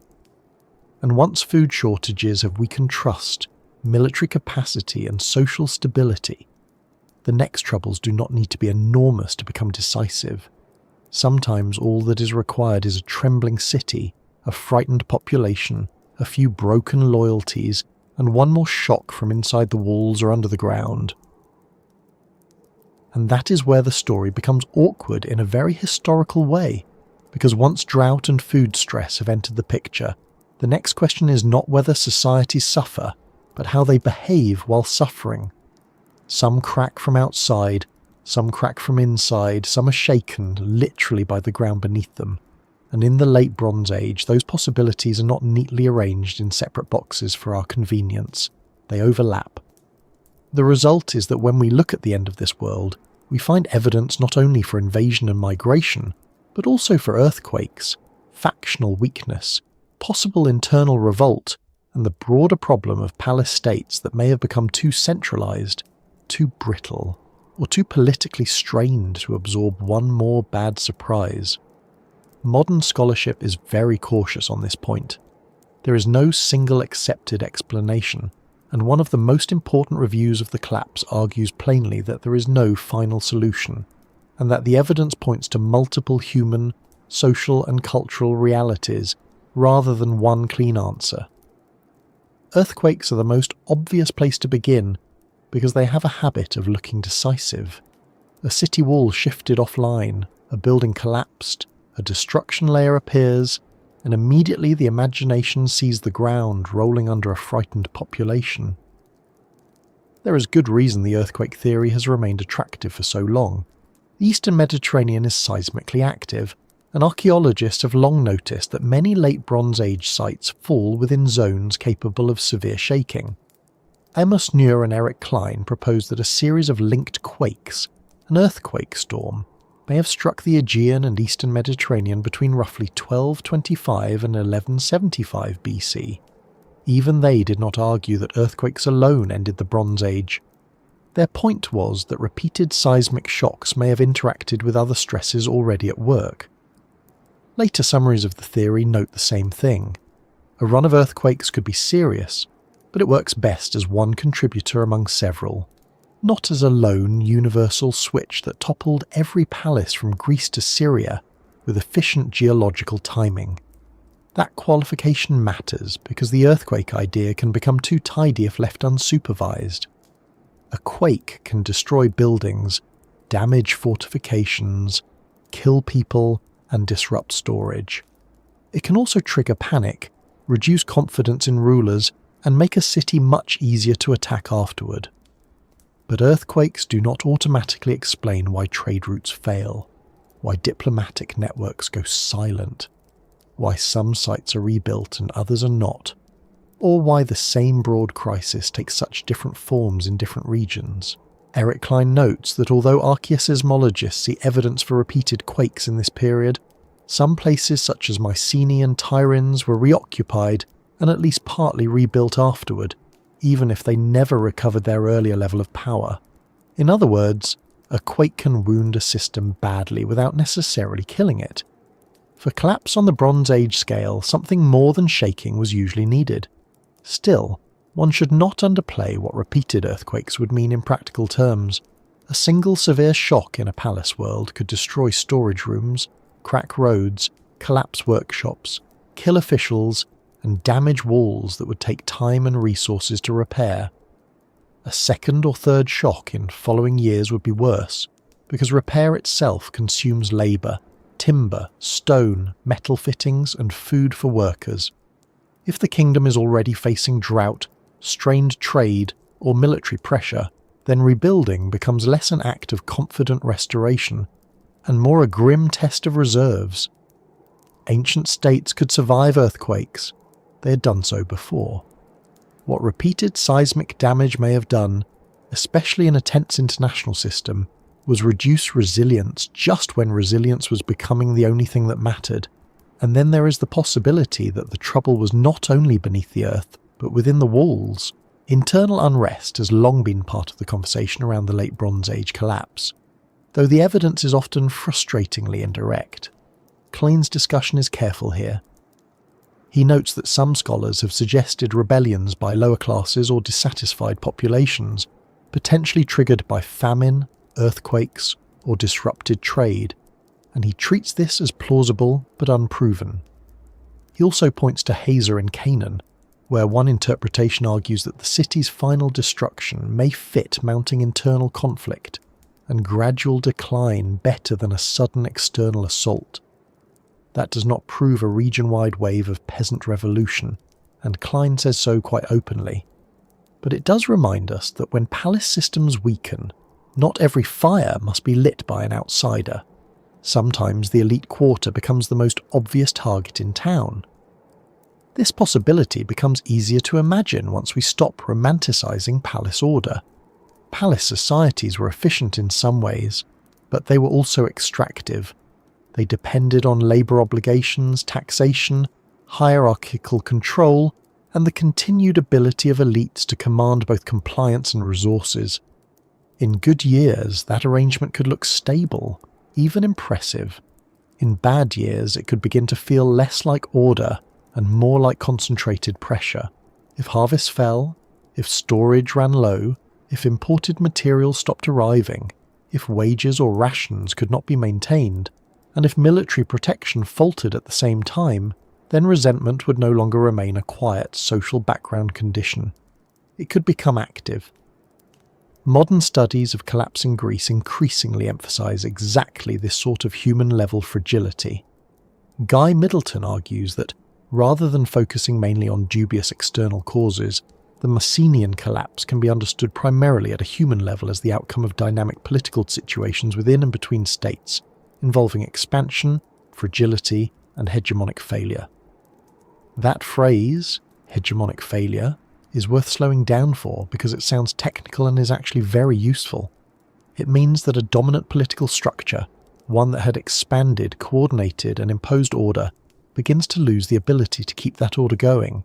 This can happen because it overreaches militarily, because it fails to integrate local elites, because internal factions compete too sharply, or because the cost of maintaining control becomes too high. Middleton's broader list of possible contributing factors in the Aegean includes faction at elite levels, failure of integration, food shortages, interstate conflict, over-centralisation, over-complexity and overreach. None of those is particularly glamorous, but history is often ended by things that sound like bad cabinet meetings rather than thunderbolts from heaven. A palace can look majestic while its ruling class is quietly losing the ability to hold together the system beneath it. And the Mycenaean world offers a good place to see this more clearly. The destructions in Greece were real and fiery, but continuity also survived in many non-palatial regions. Middleton stresses that what collapsed around 1200 BC in Greece was specifically the palace states and some elite-sponsored material culture, not the entire human landscape. Many areas continued with population traditions and local life intact. That matters because it changes the picture from civilization vanished to a particular form of centralized state power failed. Once you see that, internal political weakness becomes more plausible. Palaces are not the whole of society. They are the top-heavy administrative and ideological structures within it. If those structures become too rigid, too narrow, or too disconnected from surrounding populations, then their fall may be severe without requiring the total disappearance of everyone else. There is also the small matter of elite competition, which in ancient states is rarely small for very long. Palace systems do not fail only because hungry farmers become angry, though that certainly helps. They can also fail because rival elites miscalculate, factions split, regional leaders stop cooperating, or military commands no longer align. Middleton notes regular conflict throughout Greece and the Aegean in the Late Bronze Age, whether among states, other groups, or mercenary actors. Once a political world becomes this competitive, even a modest weakening at the centre can turn into something much larger. One district withholds support. One local commander looks after his own interests first. One claimant to authority decides this is an excellent time to revisit old grievances.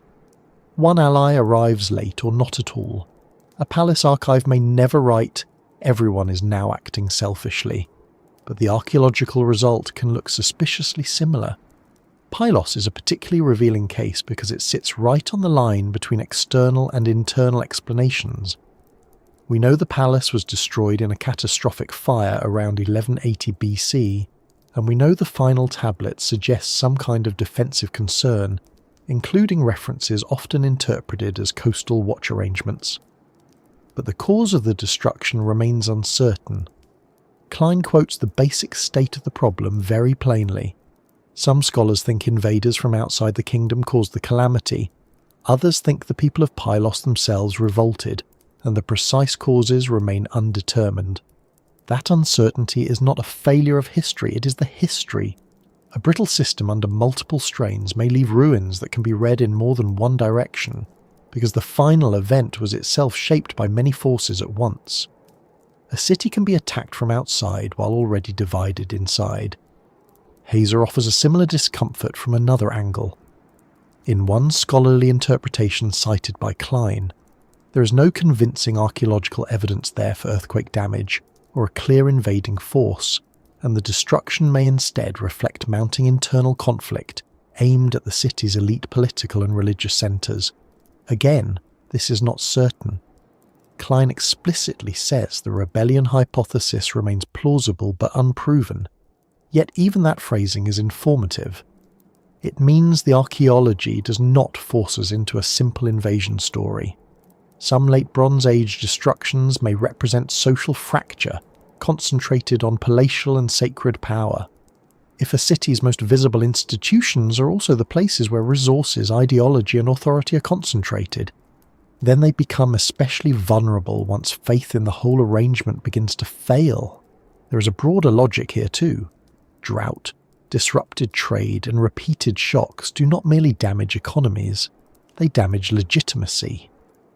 A king who can no longer guarantee grain, safety and ritual order starts to look less kingly, no matter how impressive the relief on the wall may be. A ruling ideology works best when daily life more or less cooperates with it. Once food is scarce, enemies are near, and officials are making harder demands on poorer people. The grand language of divine kingship begins to sound less like a comfort, and more like an administrative style choice.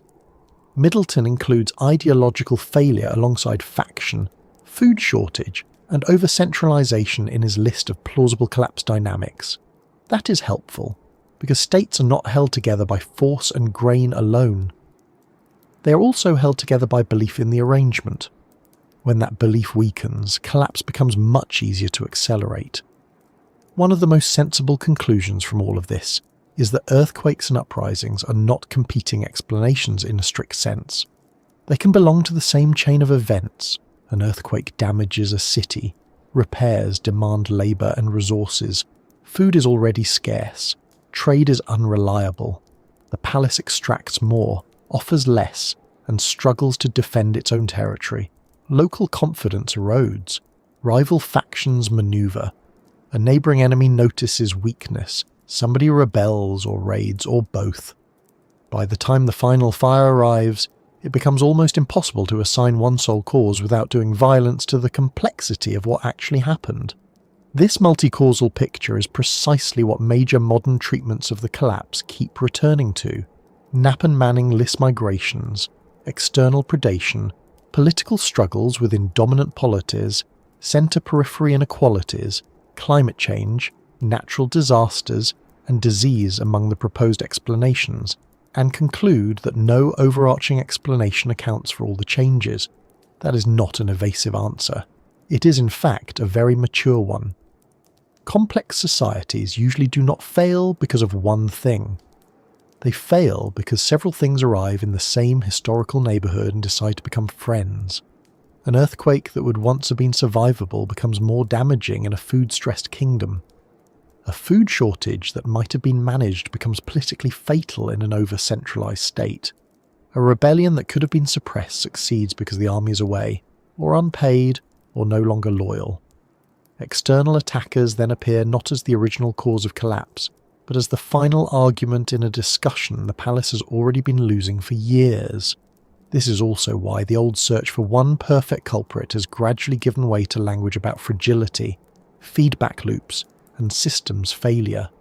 Even when historians disagree over emphasis, they increasingly agree that the collapse was compounded. There is something else worth holding on to here, because it keeps the story honest. Not every region collapsed in exactly the same way.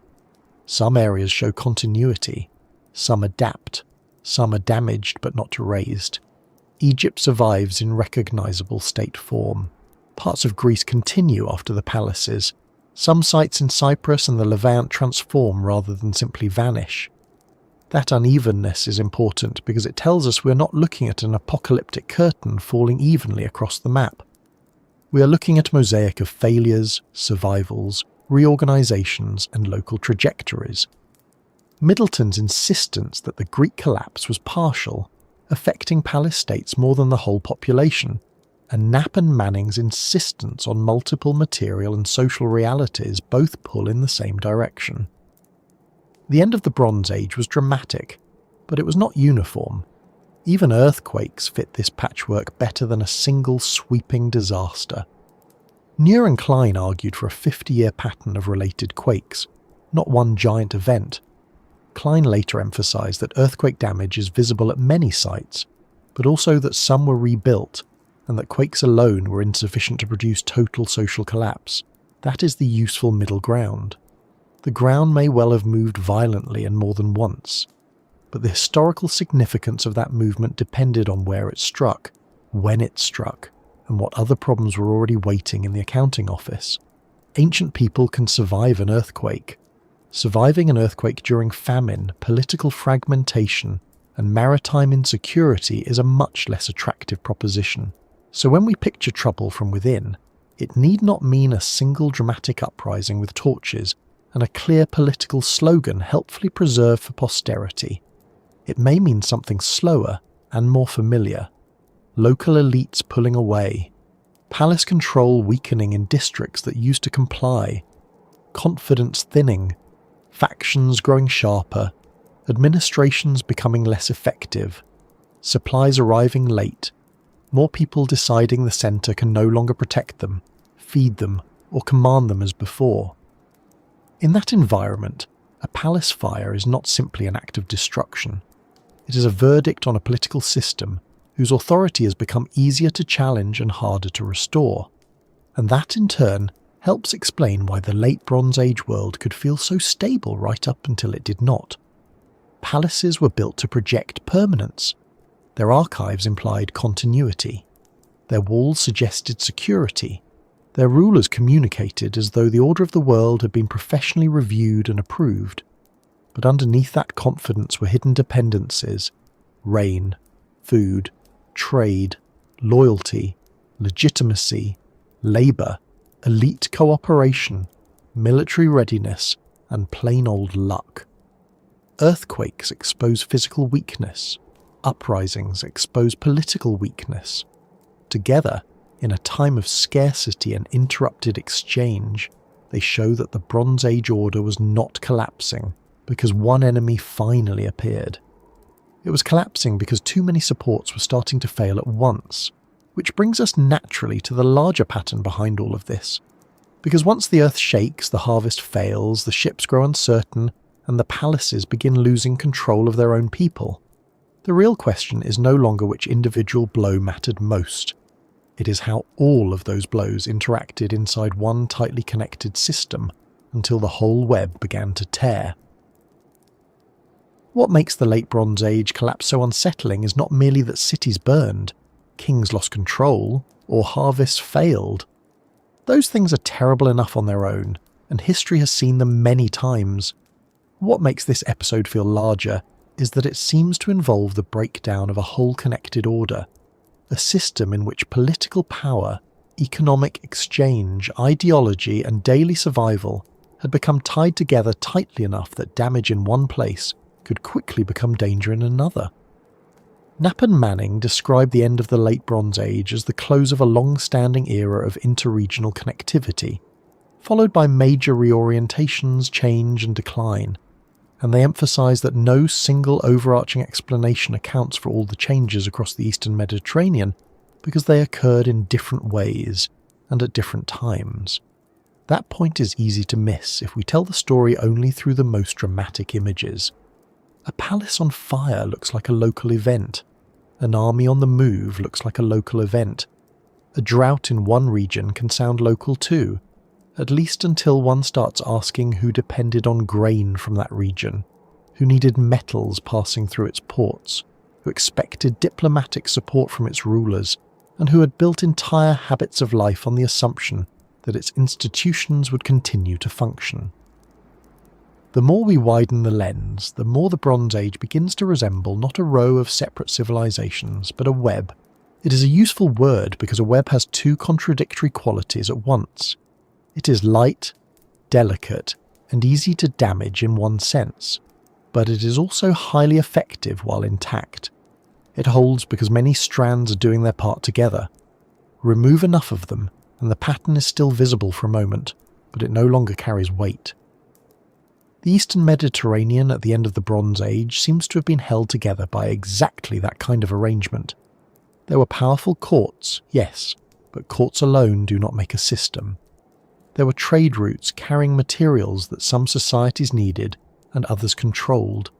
There were ports that acted as points of concentration for goods, information, and risk. There were palace administrations that collected, stored, and redistributed resources. There were local producers whose labour fed the institutions above them.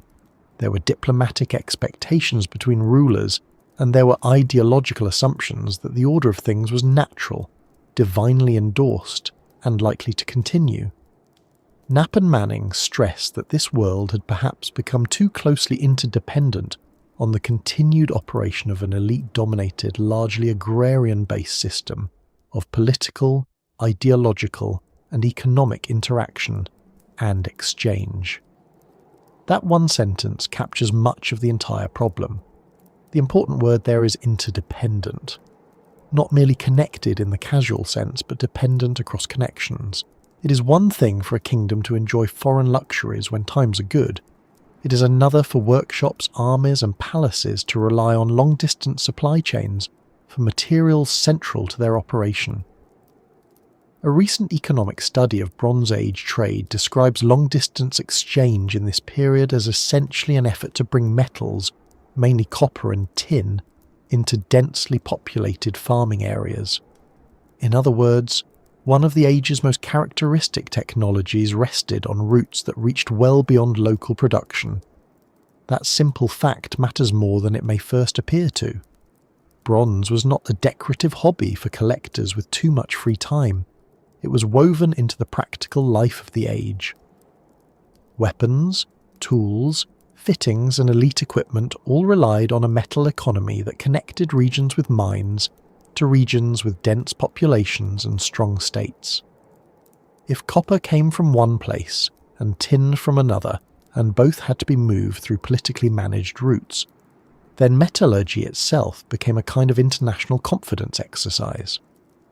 Everyone involved had to assume that the roads, ports, ships, and political arrangements needed for movement would remain functional. If they did, the system looked brilliant. If they did not, the problem was not only fewer luxury goods on a banquet table, it was that the material basis of military power, craft production, and administrative expectation became harder to maintain. That is part of why the old world could appear so strong while quietly becoming more vulnerable. Connectivity increases capability. It allows specialization, exchange, and concentration of wealth. A state does not need every resource within its own borders if it can obtain some through diplomacy, trade, coercion, or alliance. A port can flourish by linking distant producers and consumers. A palace can sustain specialists because it can draw from a wide network of obligations and imports. All of that is an achievement, but there is a hidden bargain inside it. The more effectively a system links its parts, the more those parts begin to assume the links will hold. Over time, dependence starts to feel like normality.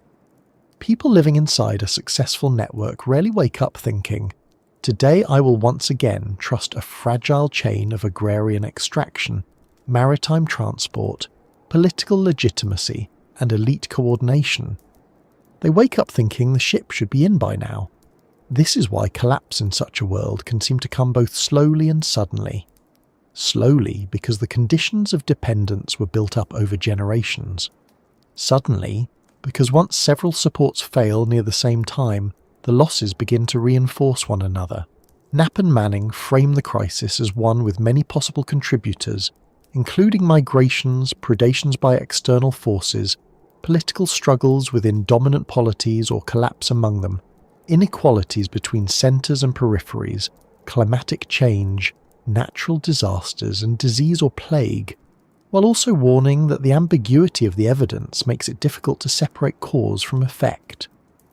That formulation is helpful because it shifts the focus from one blow to interaction between blows. Imagine then the Bronze Age world not as a grand stone monument, but as a complicated arrangement of moving parts.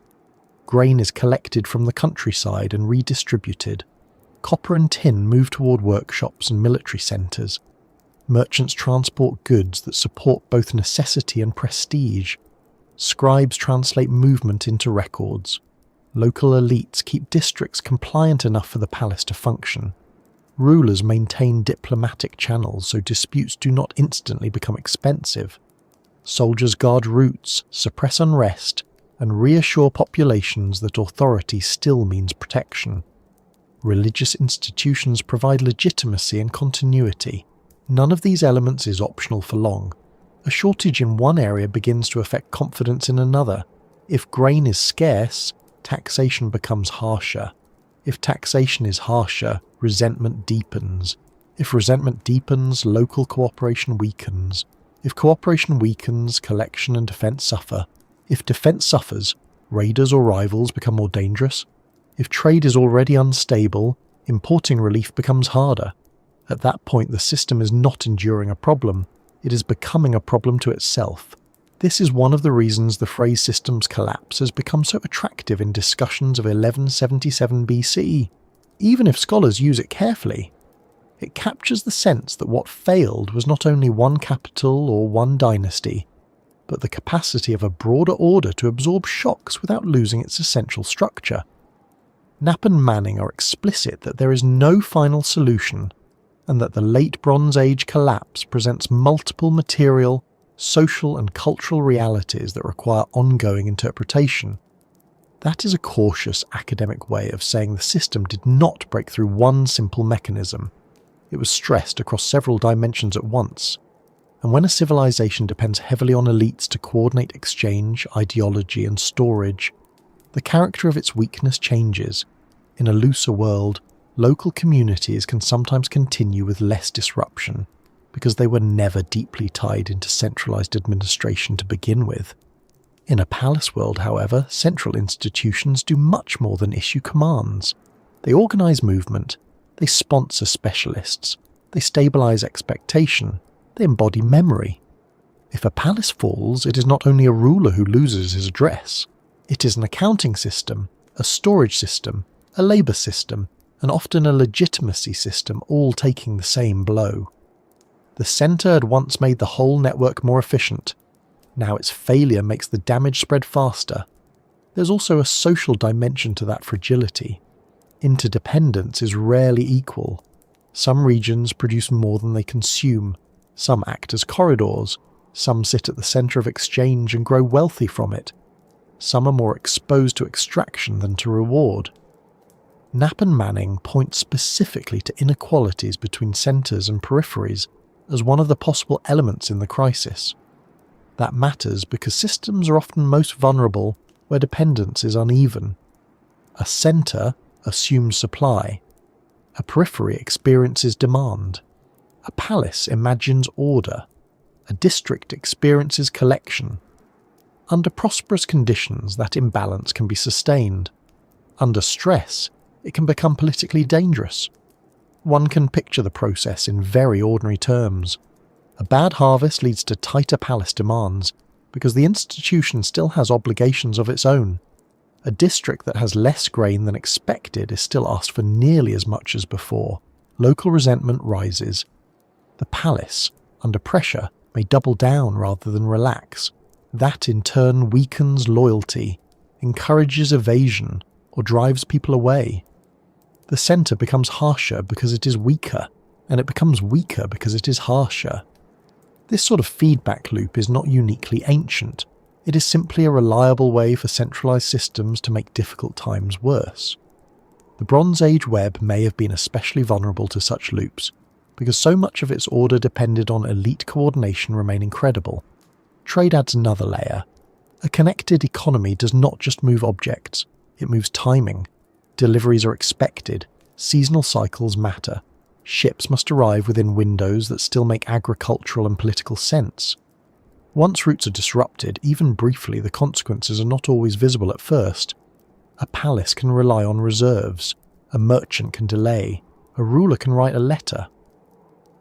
But repeated interruptions change behaviour. Hoarding increases, prices rise, trust drops.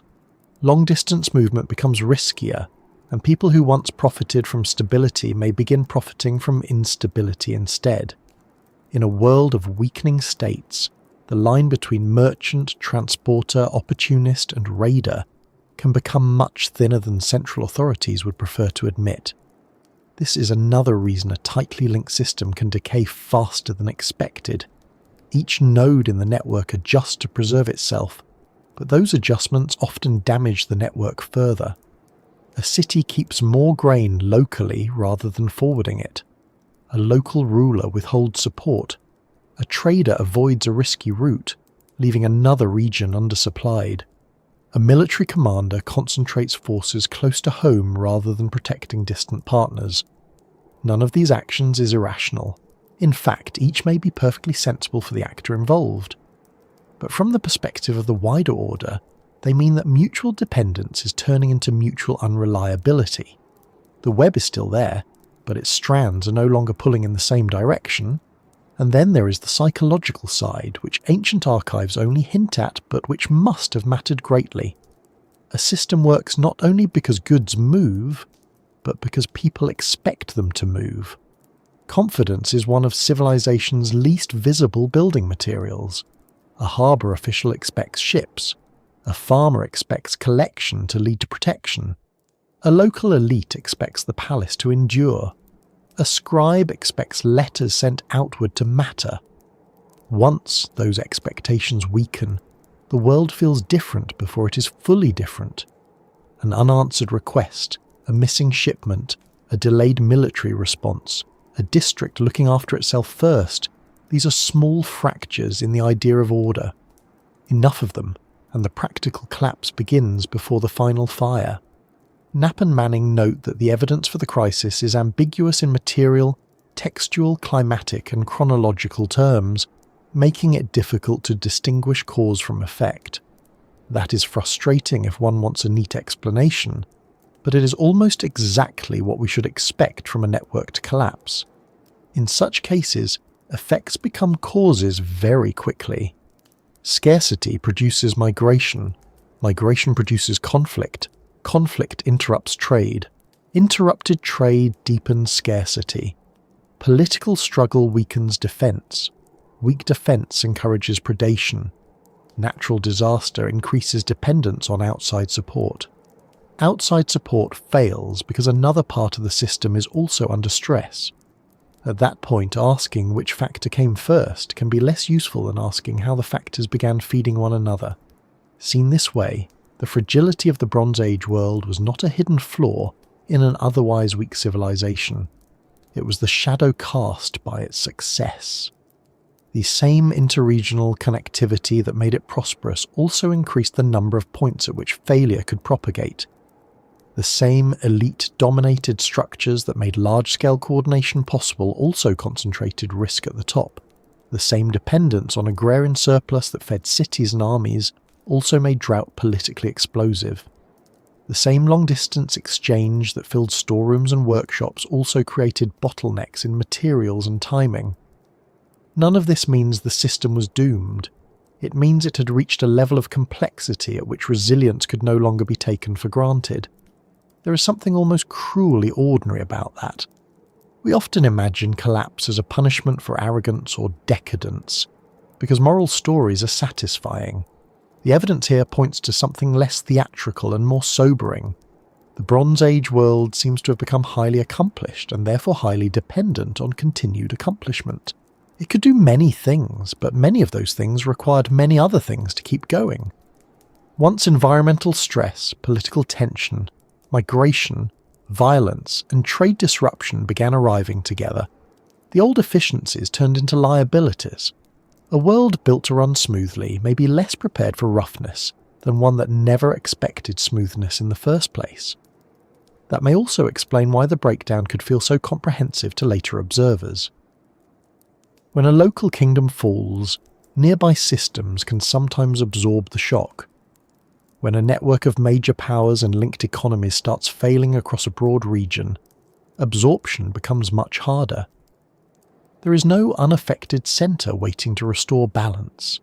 Each damaged node reduces the chances of recovery for the others. Knapp and Manning emphasise that the changes extended within and beyond the Eastern Mediterranean, and that no single explanation covers them all. That wide frame is important. The collapse was not one city's bad year. It was a regional reorganisation forced through multiple failures, and yet the web metaphor has one more useful feature. A broken web is not nothing. Its pattern can remain visible even after it stops functioning. In the same way, after the late Bronze Age collapse, many populations remained, some traditions continued, and new forms of political and cultural life eventually emerged.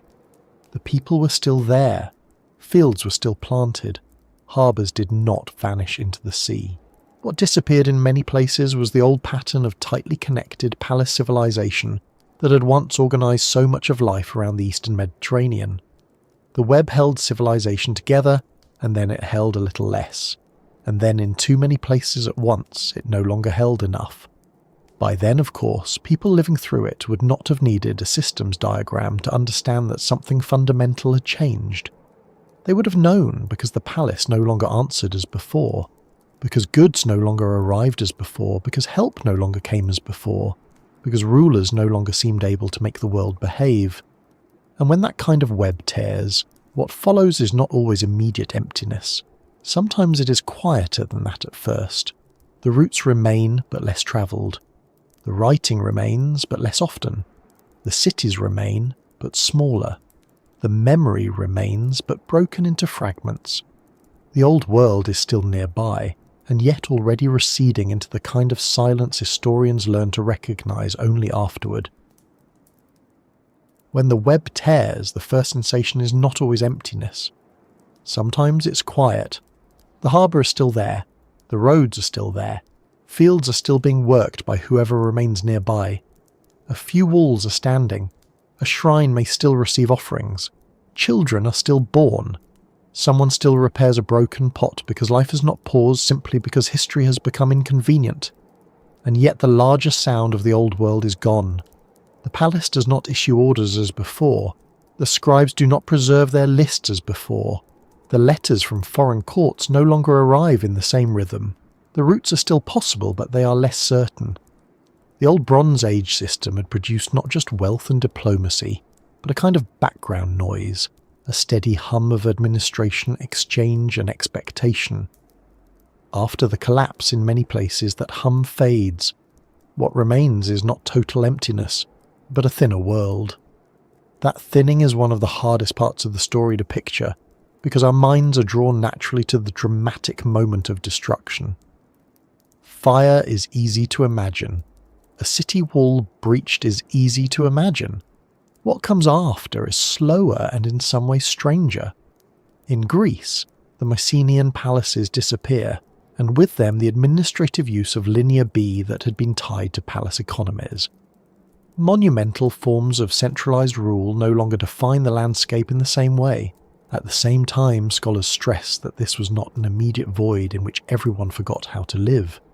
Guy Middleton notes that despite the losses of elite arts, crafts and palatial institutions, there was no immediate dark age, and that the culture after the collapse continued in altered forms.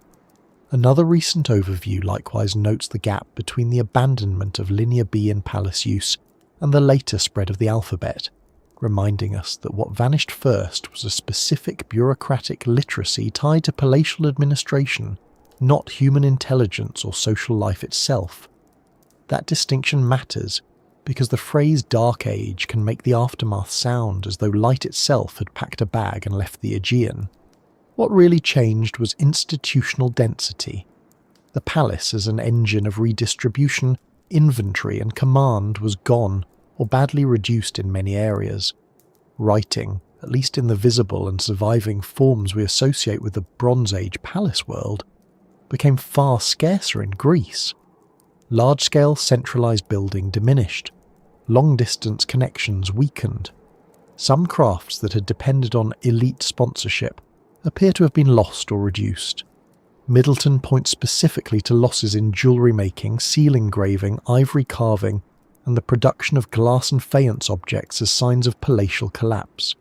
This is what silence looks like archaeologically. It is not a total absence of people. It is the disappearance of certain kinds of complexity from the surviving record. And if you had lived through that transition, the silence would not have felt scholarly. It would have felt practical. Fewer imported luxuries, fewer official ceremonies of the old kind, fewer storerooms filled under central oversight, less certainty that a local ruler could call on distant allies or draw on surplus accumulated over years. In many parts of post-palatial Greece, communities became smaller, more localised, and more diverse in their material habits. The old aesthetic cohesion of palace society gave way to regional variation.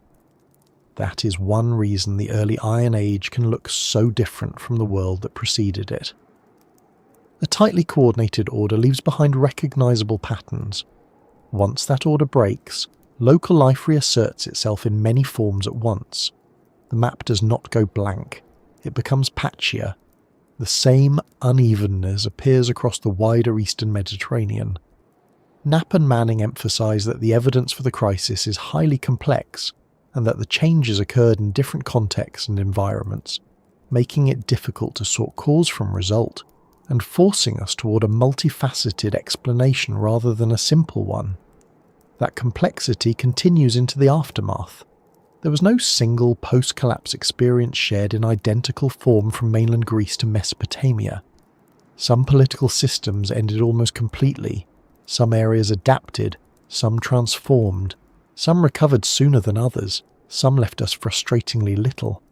In historical terms, the silence was real, but it was not uniform. Take the Hittite world. Hattusa, the imperial capital, was abandoned, and the empire that had once negotiated with Egypt as a major power was gone. That is not a mere setback, it is the end of a political system, yet even there, the silence is not absolute. Eric Klein notes that although the Hittite Empire ended, cultural continuity persisted in the Neo-Hittite city-states that emerged later in parts of Anatolia and northern Syria. The imperial centre vanished, but not every thread of Hittite language, identity or political inheritance vanished with it. This is a recurring pattern after large collapses. The great structure falls. Pieces of its cultural life remain embedded in successor societies. The order is broken, but the memory of order survives in fragments, institutions, titles, and habits. Egypt offers a different version of survival. It did not collapse in the same manner as the Hittite or Mycenaean palace worlds.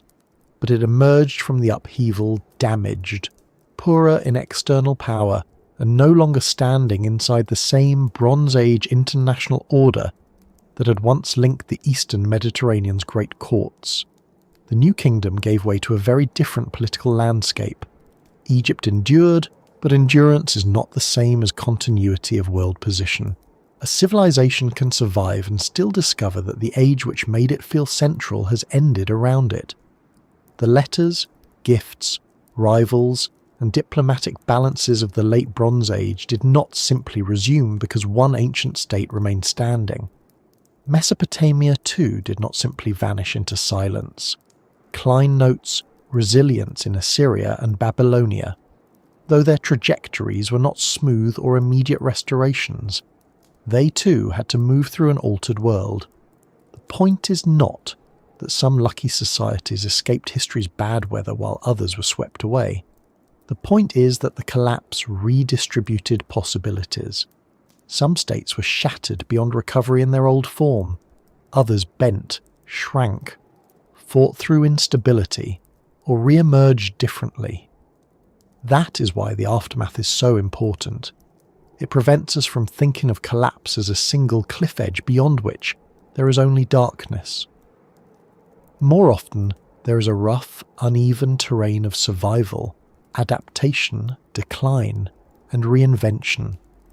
Cyprus is one of the most revealing places in this regard, because it complicates every simple story.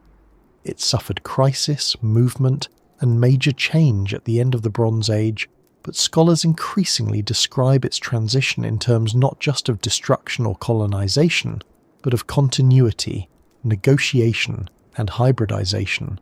Voskos and Knapp argue that by the 11th century BCE, Cypriot material culture shows an amalgamation of Cypriot, Levantine, and Aegean elements, while another recent synthesis describes early Iron Age Cyprus as a place where social actors negotiated new political and economic agendas rather than merely continuing Bronze Age forms unchanged. In other words, Cyprus did not just endure the collapse, it helped produce something new from it. That is a very different kind of silence. The old voice fades, but a new one is already clearing its throat. This is also where the Eastern Mediterranean becomes less a story of disappearance and more a story of altered scale. The Bronze Age had favoured large palatial centres, major courts, and long-established elite networks.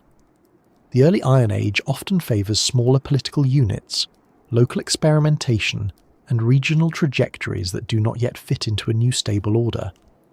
Klein describes the aftermath as a time when each area took a different road toward recovery, with transformation in places like Cyprus and Phoenicia, resilience in Assyria and Babylonia, and near-total political collapse in the Mycenaean and Hittite cases.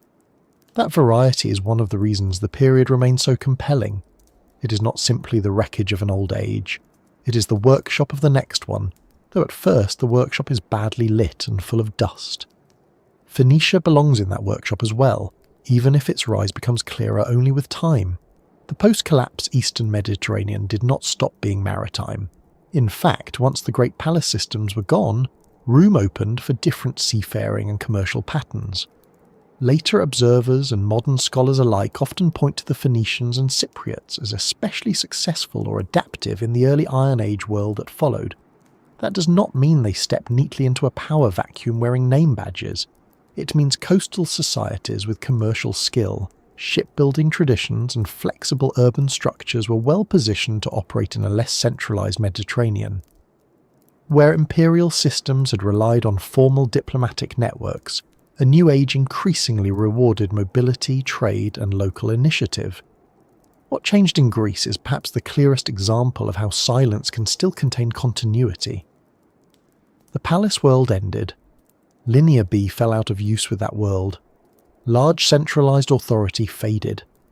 Yet Greek culture did not vanish. Middleton emphasises continuity and change in the post-palatial period, not simple extinction. Religious names and some traditions persisted. Communities reorganised. New regional patterns emerged.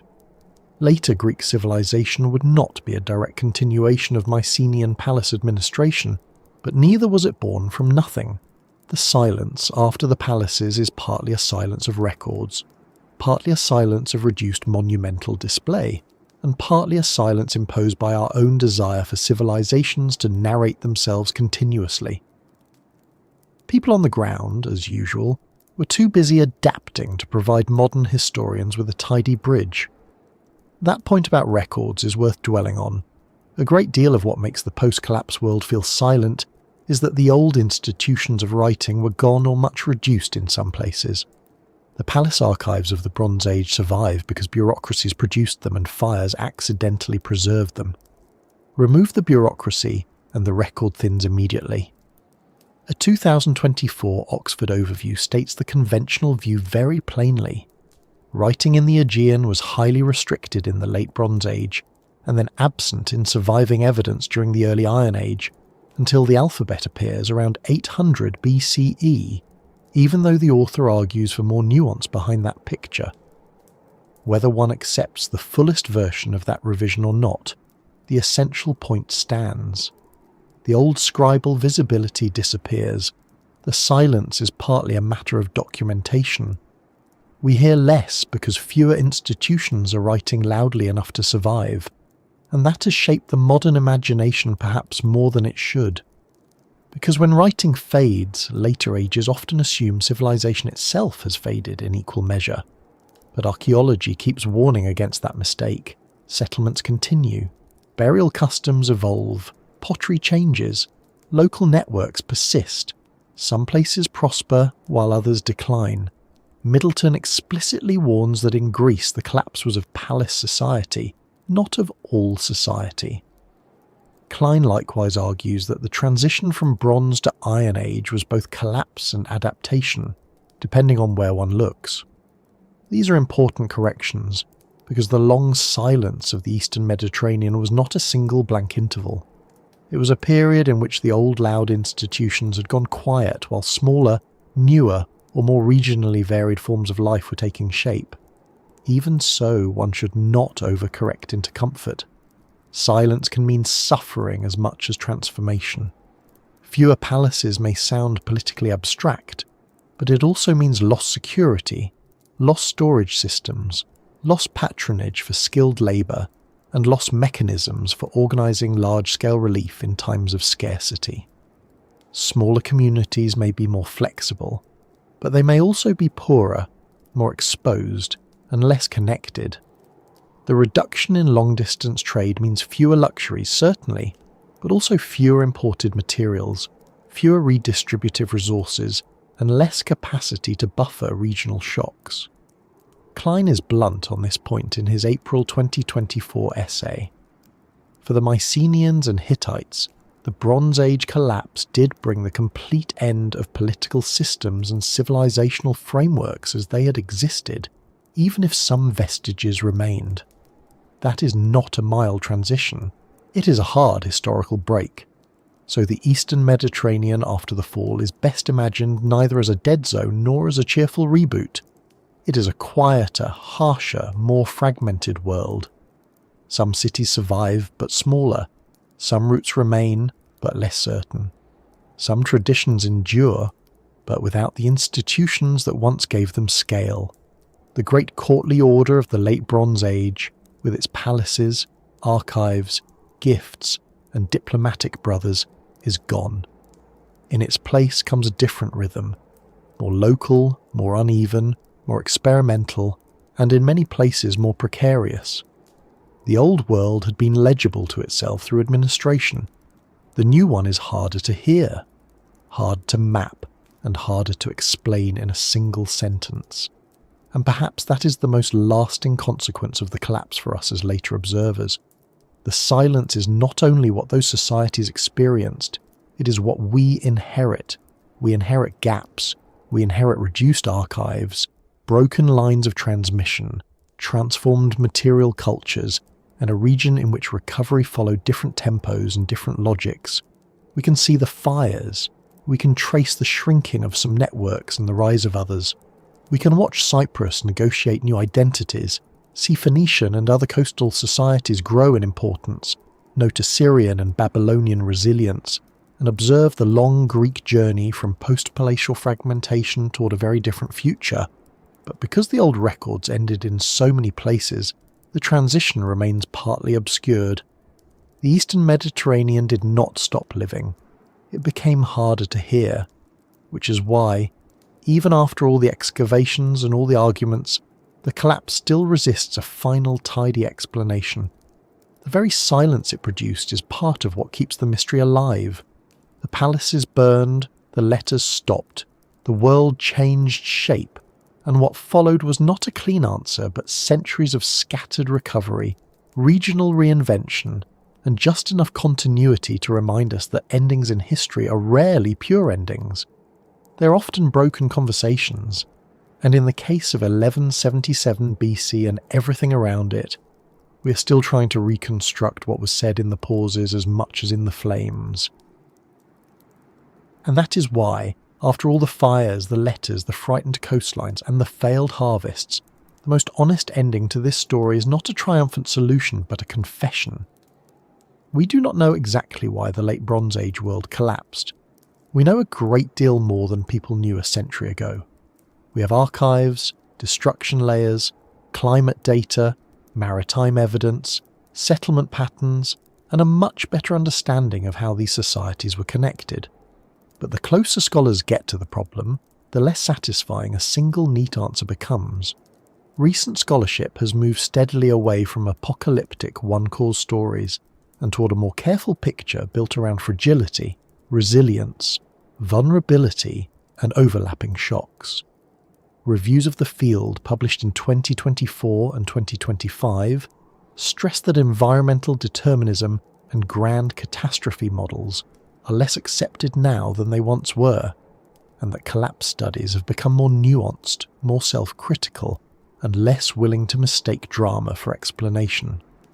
In plain language, the mystery has not disappeared. It has become more intelligent. For a long time, people understandably wanted the answer to be simple. It is psychologically satisfying to point to one villain, one event, one force arriving at the right moment like a final boss in sandals. The Sea Peoples were cast in that role more than anyone else, because they came with relief carvings, royal inscriptions, a good ominous name, and the kind of horizon-based menace that history documentaries adore. Others preferred earthquakes, because shattered walls and seismic maps have a stern authority about them. Still others leaned toward drought, famine, rebellion, disease, or trade failure. The difficulty is that each of these explanations works well in some places and less well in others. More importantly, several of them may be true at once without any single one being sufficient. Eric Klein's work has been influential partly because it presents the collapse not as a tidy chain reaction with one starting point, but as the result of multiple disasters interacting in what is often described as a kind of perfect storm. That model has remained attractive because it fits both the complexity of the evidence and the unevenness of the outcomes. Some states vanished, some survived in reduced form, some transformed. Some regions burned badly, others adapted. A one-size explanation does not wear comfortably on such a varied map. Even the basic image of a single synchronized destruction horizon has become less certain under closer inspection. Recent reassessments in antiquity note that the familiar narrative of near-simultaneous destruction across the Eastern Mediterranean is central to how the collapse is usually imagined, but also emphasize that whether there was one single collapse, marked by a clean, widespread destruction horizon is very much up for debate. Some proposed destructions have been misdated. Some may never have been destructions at all. Some belong to different decades or different local trajectories. That does not make the crisis unreal. It makes it messier, which is often how reality behaves when it has not been arranged for presentation. The Hittite state did end. Ugarit was destroyed. The Mycenaean palace world did come apart.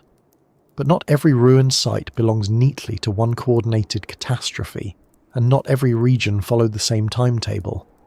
The old dramatic picture of civilization collapsing everywhere in one gasp is being replaced by something slower, less theatrical, and in many ways more unsettling. A connected world deteriorating unevenly, with some parts failing earlier, some later, and some never quite in the way the older story claimed. And that unevenness is important, because it changes what we mean by explanation. If the same event did not strike every place in the same form at the same time, then explaining the collapse cannot mean finding one trigger and congratulating ourselves. It has to mean understanding interaction. A drought might weaken a kingdom that could otherwise have resisted attack. An earthquake might damage a city that could otherwise have recovered if trade and political support were still reliable. Internal faction might become lethal, only because food shortages and foreign pressure had already reduced confidence in the ruling centre. A maritime raid might become decisive not because the attackers were unstoppable, but because the defenders were already stretched thin. This is where the language of fragility becomes useful. Recent scholarship treats the Bronze Age collapse less as a morality tale, and more as a case study in how complex systems fail when several forms of stress begin reinforcing one another. A palace world can survive one bad year. A connected world can survive one local war. A wealthy kingdom can survive one earthquake.